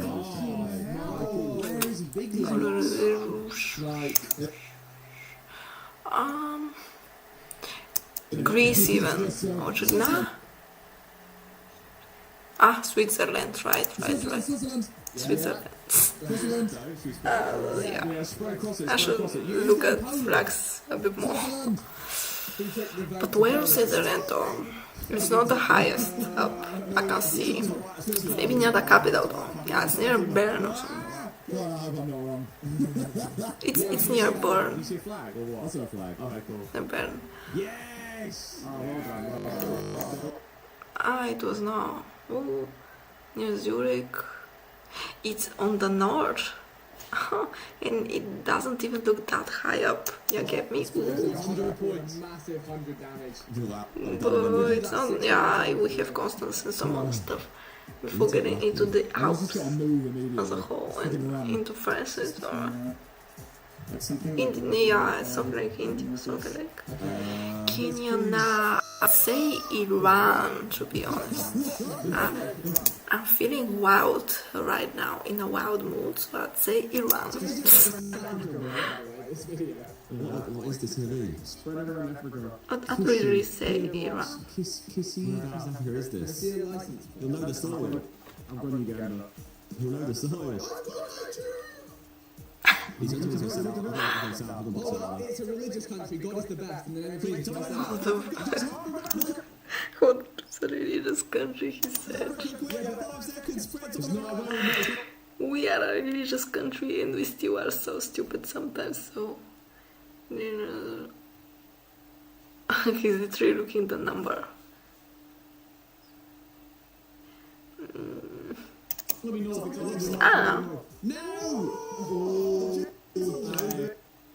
Like... Nairobi. Near Nairobi. Near Kenya. More near Kenya. Ooh. Ganda. Black Panther. You guessed it. I wanna see how Uganda looks right now. It's very interesting for me to see if countries change, or at least to see something historical for them. But at the same time, I'm not in the mood right now, so I'm gonna just check like Uganda. I don't know, biggest beauty in Rome. Thank you. Ooh, fuck. 155 meters. Come on. Actually love that. It's a lot. It's gonna be in Kampala. Rightfully so. It's gonna be located in Kampala. But ooh, looks like our European Parliament, but 3 times better. You get me? Oh my god. And then we are trying to be a first-class country. Guys, they have this in Uganda. In the movie that is portrayed in the movies as the country with monkey-looking people. People doing monkey-looking dances, able to only ew someone. So, guys, reconsider going to another countries, meeting up with people. I really love to see other cultures. I still haven't been abroad though, but I wanna, after seeing this beauty. Oh wow, iconic landmark in the city center of Kampala with Pearl of Africa Hotel in Uganda. I real shocked. This. And then you're trying to say, no, the world is boring. The world is boring because the only thing you see is a drawn picture of a girl standing like that, naked. I literally saw that on Facebook and I'm like, come on now. You're doing pornographic pictures of girls with drones. You really have no life. Use your drone to see how they're building up Sophia and building up the world. See the top 5 tallest buildings. See something else rather than a naked body. Like, ooh, this is so cool. What? Like, see, even the window structure. Ouch, it hurts. Even the window structure. What's that? That big bank. It looks so abnormal. The biggest banks in Uganda as of 2022. Let's actually see that. That's amazing. It's amazing. It's actually big. It looks like Transformers thing from Druzhba. Like, ooh. No, don't show me money and inflation photos. But it's just, oh my god. It's amazing. I appreciate seeing that kind of stuff. I actually had a bestie from Kuwait. He is from Kuwait, and Kuwait is one of the biggest countries right now as in money income, similar to Bulgaria. It was kind of like Mexico City, because before it was kind of bad and worse than us, but right now it's hella amazing. Kuwait, biggest building, and Kuwait net worth or something.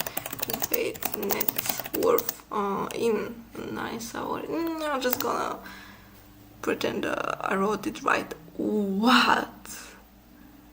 GDP? Yes, GDP, guys. It's literally $308 billion. And Bulgaria, let me just see net worth. It's less, try less. Come on, it's actually minus. Yes, because we have to return that money. I can't believe. I really can't believe that.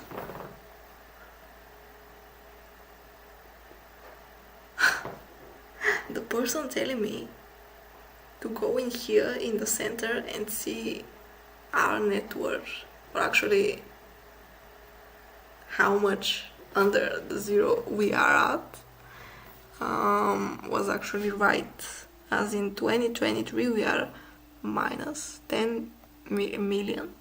Minus 10 million, is it? Yes, minus 10 million. It's not that bad still, because we have kind of billionaires or something. Let me just re-emphasize that we are 10 billion. For 2 years, I don't think we are more than minus, or at least less than minus 5. So let's see. What was I gonna look for now? Biggest income. No. How much billionaires in Bulgaria? Like we have, but yeah, I'm lazy to write it. Actually, it has 2 billion, only 2. Kirill Dumuschev and Georgi Dumuschev. Rightfully so, just because of that shitty reality. Come on now. In the Bulgarian football group. Who cares? But at least Ludogorets are good, but still, who cares?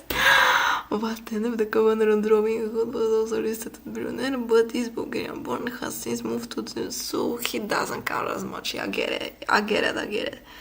How many?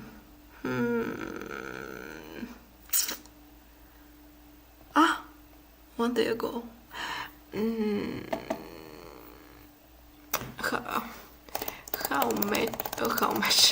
How much is the net worth of Bulgarian billionaires? Thank you, billionaires. It's not gonna be 1/10 from Kuwait network, but still, it's actually cool. 2.92 billion dollars in dollars. Ooh, so it's around 4 billion leva or something. Almost 6 billion leva.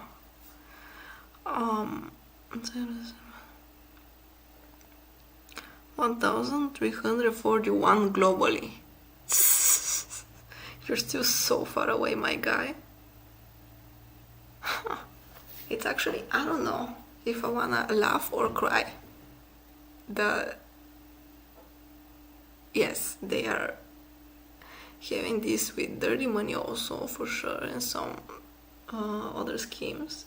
Yes, they actually can end my life if I say this in life. And they actually, what else?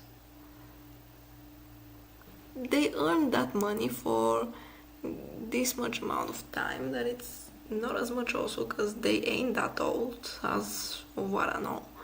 But like, what? 8 billion leva, 6 billion leva. For what exactly? For football? Come on now, stupidness. They had, sorry guys. So they have, wow. They have around more than hundreds of billions of leva of difference and of euros and whatever. So I don't know if I have to feel proud that we have a Bulgarian now they're having money, or I have to feel sorry that again many people get money from here and literally don't use it as something with a purpose to at least make us feel expensive, feel proud, feel rich with something, with at least some organizations. But whatever guys, I needed to do that kind of a break to just see with my own eyes that yes, we kind of have billionaires and they're literally only 2 that are staying here. And what did they do? They pretty much are saying to 10 people, mainly from another origin, how to move a ball. They're literally doing that. And they've been to a reality show about getting money. 2 things. Two things. 2 simple things to make you a billionaire in Bulgaria nowadays.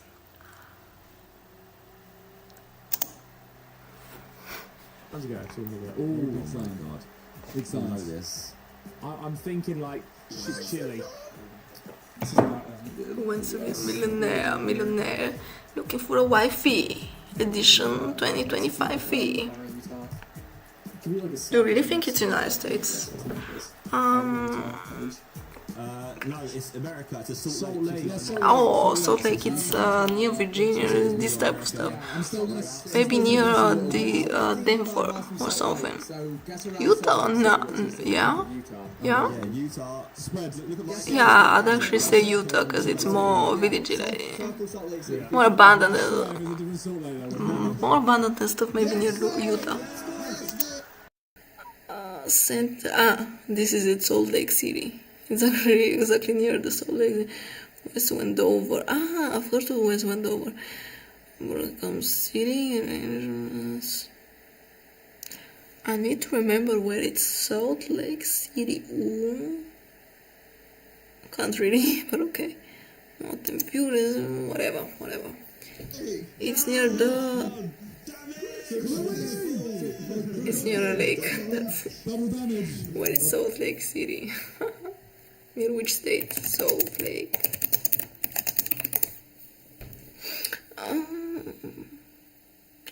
It's exactly in Utah actually. Ooh. So, 34 degrees. Come on now. Utah is. Is my stream stopped?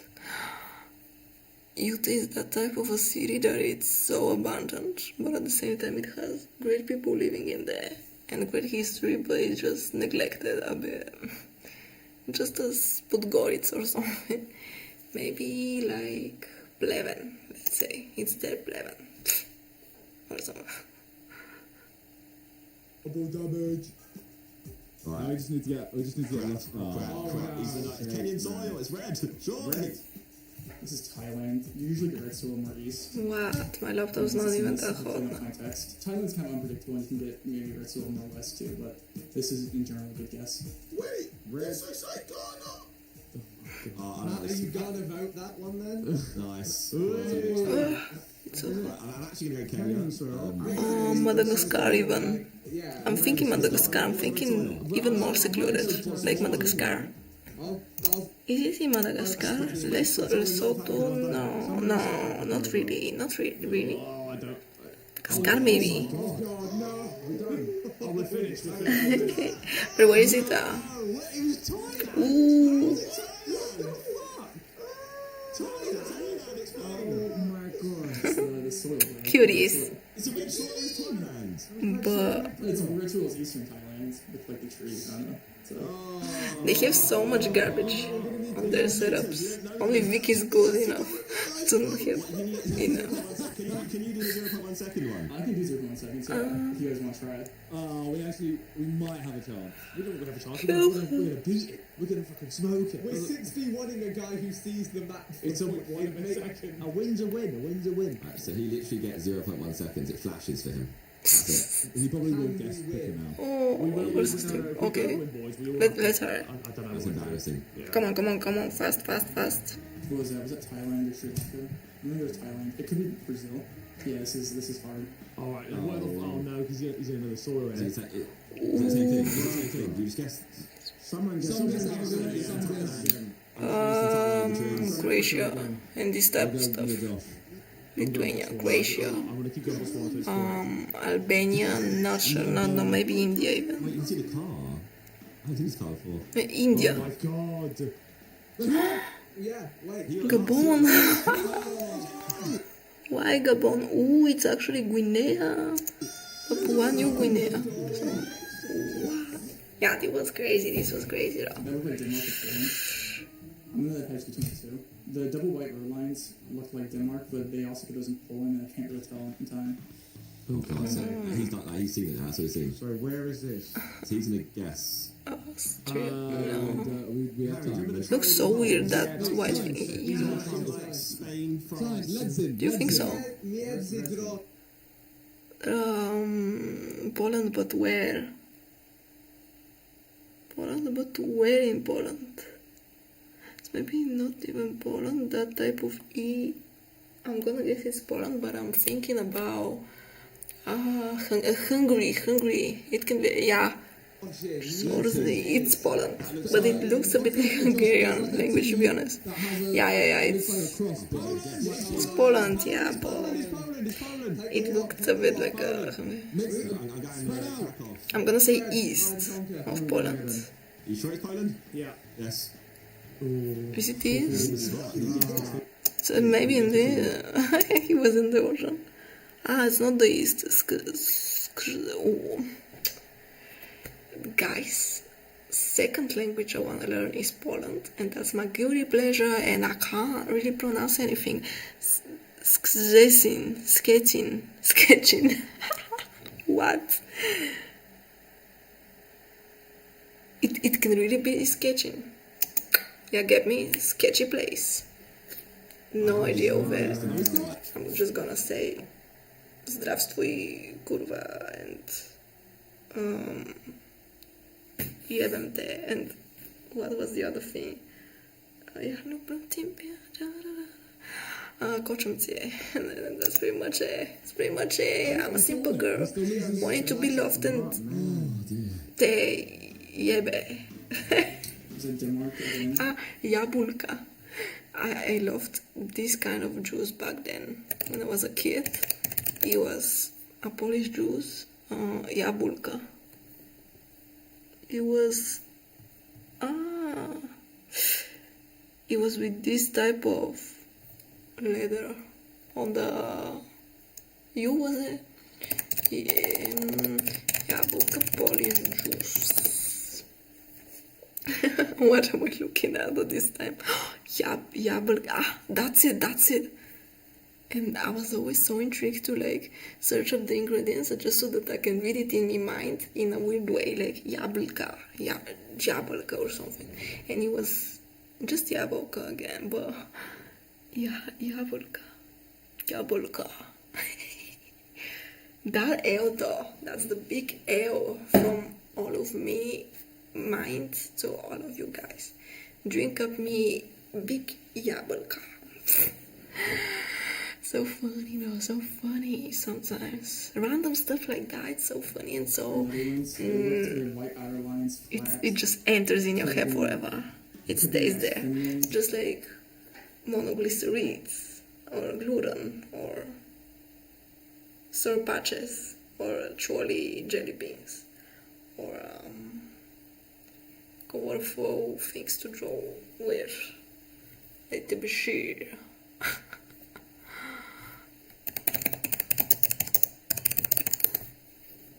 How do you say tebeshir in Polish? Wow, the word tebeshir does not exist in Polish. It appears to be a translation of an English like teaspoon, which is not teaspoon, your brother, but okay. Lizeczka. Why do you think in Polish sounds so nasty? Lizeczka. What?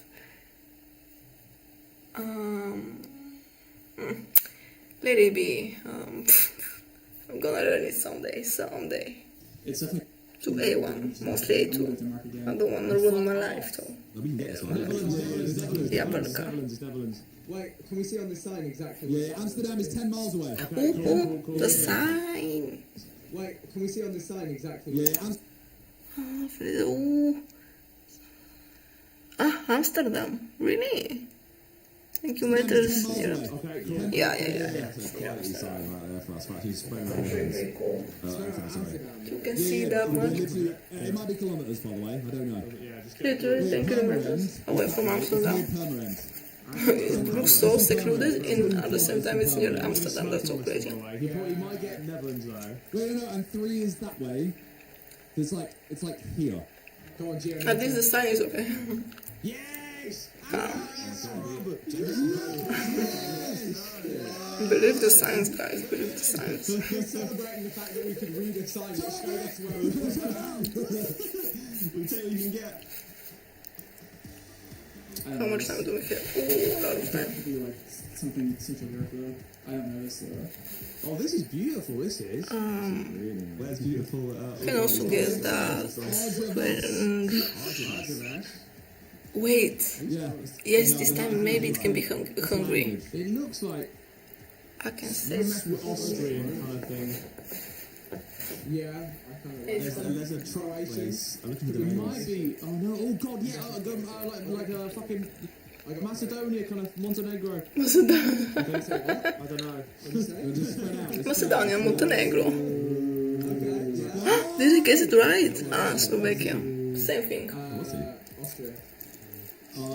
Boys, one bad guess roll we're done. No, okay. This is where we fall down on the 2.5. Slovakia, Czech, and Hungary are the same for me. Well, the language of Hungary is the worst, but Where the fuck he'll know that? Oh, where are the roads this wide? another guilty pleasure that I'm gonna use someday is learning Hungarian, because I have that Magyar, like Hungarian dictionary thingy from him now. I see a sign. What's that sign say? Yeah, it says. No, it's not. It's got the like Cyrillic.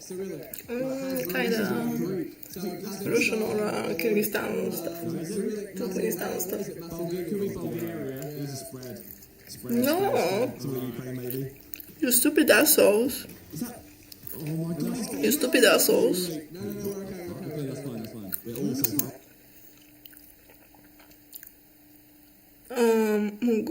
What? Where is it? It's Russia, but. It's Russia. That's, yeah, very good one. California. But they don't know our alphabet, so I give them the points. It's also like California. It's one of the two. I feel like it could be rare in the US too. I guess I just didn't mix it up. I didn't think about it. Oh, this is beautiful. We're driving on the right. How do you know which way they're going? I don't know Yellow actually. lines, Josh. What do yellow lines mean? Don't know. Yellow line's white middle is common as fuck. Is it outback area? I don't know. You should just guess all over the place, to be honest. So someone, No idea. Chile, someone, Maybe near Bulgaria, yeah, again. someone got straight. Oh, Not sure she's near Bulgaria. I'm trying to say something about them. English speaking. It's English speaking. Bro, huge, wait. Middle USA. I see the States. I'll say Albania. Really? You do? Yeah, you Yeah, actually, yeah, it's just... What? I actually got that right, oh my god. I actually got that right. Wow.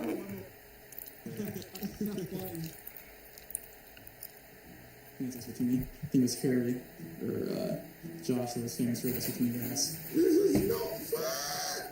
How did you lose your voice? That's not his fucking voice. Crap.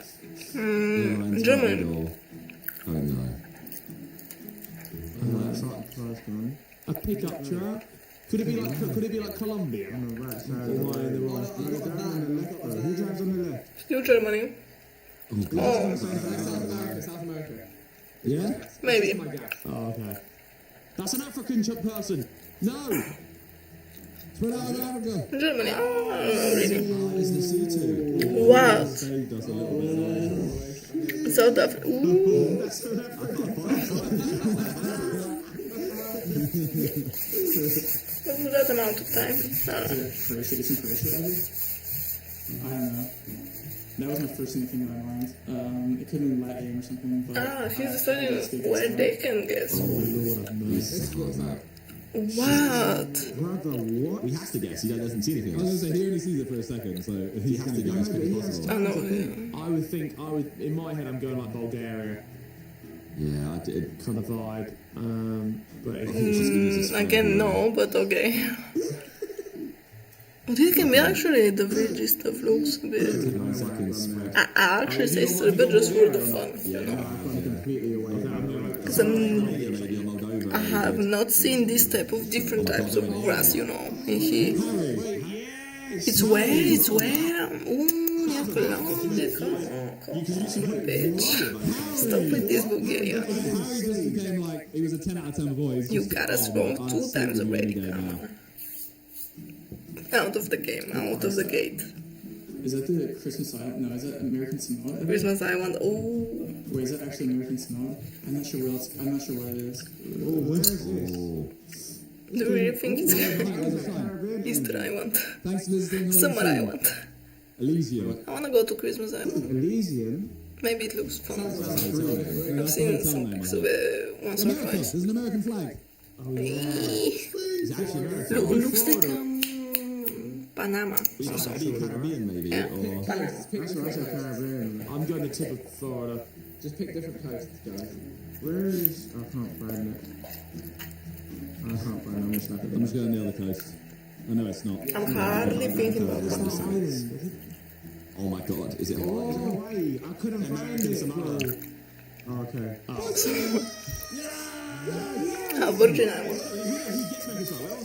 It was Hawaii. No, it was next to where Josh Gett. Yeah, it's like Puerto Rico or something. Oh. It was US Virgin Islands, yeah. I mean, okay. I was saying Cayman Islands and then... Yeah. That's a good guess, too. Well, we can beat you with the most absurd handicap ever. Now, what's like a handicap in between that? In between the two? Should we? What if we can't move? None of us can. No one can move. None of us can move, yeah. None of us can move. What? And he has 0.5 a second. Maybe we can spin the spot. We can spin them maybe, yeah? Yeah, I can spin it. I can make it so you guys can spin and not move, yeah. Okay, so we've done our skill-based matchmaking for the final game, the one that counts for all the points. He gets 0.1 second, we can't move. This is winner takes all. Winner takes all on this round, everything on the line. I'm telling you, we're finished, by the way. Okay, is it the last round? I just need to clean up myself a bit and we're gonna go.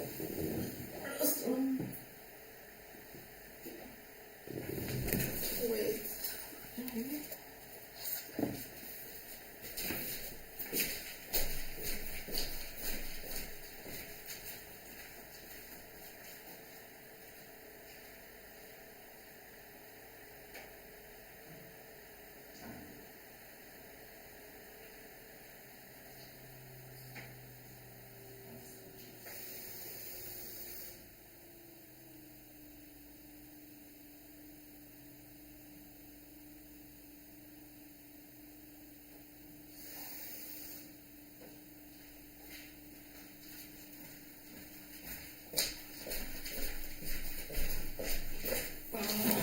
This pizza is actually big. I didn't think. Maybe it had like 8 parts and I ate almost halfway and I'm so full. Let's just watch it there. Well, most of them is because we saw God, there's so many. We're in Austria, like Czechia field, maybe France. Essentially, it's somewhere in Europe. I can't guess. Such an interesting game, really. Oh, we're finished, by the way. Oh, you've done it for us? Oh, we're actually finished. We're actually finished. Oh shit, I was trying to move around, we can't move. Switzerland. No. Swarm. Let's just split up. Someone go Romania. I'm going Spain. Someone go South America. I'm going like Sweden, Norway. Because it looks so normal. I'm going Sweden, Norway. That's fine. What is time? This is European sun to me. This is European sun to me. Oh, that was Wait, no. Look how close he got. He got it. Yo, actually. But where's that? What the fuck? It was 19 kilometers off, by the way. 19. I have no idea what that was. It looked like it could be Turkish pavement. I have no idea though. I mean, there's a part of me that thought that could have been Asia. 19 kilometers. Turkish. Iraq's Emir. Turkish, surely, right? Ekmek. Yeah, it's got to be. You fair. Spread out over Turkey. Not Ankara. Or maybe Ankara. I'd say Ankara because it looks a bit bigger. Hey, Ankara though. Istanbul, just for... Ankara. I also think it's Ankara. I don't know why, I just love Ankara. I'd say it's Ankara. Gaziantep, what? Fair enough. Was not Ankara. I think it's a good country though. That's from Asia. There's a river that's mainland and it's over here on this island right here, but I have to risk it and go for the big points in Saba up here because I don't think they're going to guess Saba, and that could be a lot of points here. He's like, I think I'm gonna make points, but fuck it. It could be. I'm doing it. Lesotho or something. You go Bhutan. Is he really gonna go with Bulgaria? Or I just heard wrong. Please don't. Why a third time? You just really risk your life with this. You just really think this kind of magma stuff is in here. Stop insulting us, only in panic. Oh, fuck off, are you joking me? Oh, that's no done. Yeah, oh, intention Brunei.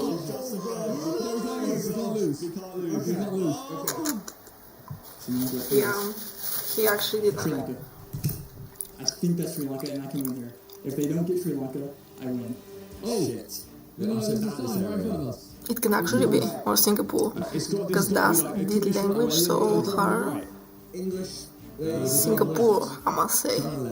Something new. It's got to be like camp. It's got to be camp. Like, just get it all around here. Cover that whole area. Yeah. I'm taking Sri Lanka just for Vietnam, safety. Sri Lanka, I'm taking Sri Lanka. Thailand area. Yeah, they're actually in Sri Lanka, and I said which one? Singapore, I said. Singapore, it's not such like the nearest to Sri Lanka, right? Let's go. Are you too far? No, Ooh, emotional. Sri Lanka, exactly. Yeah.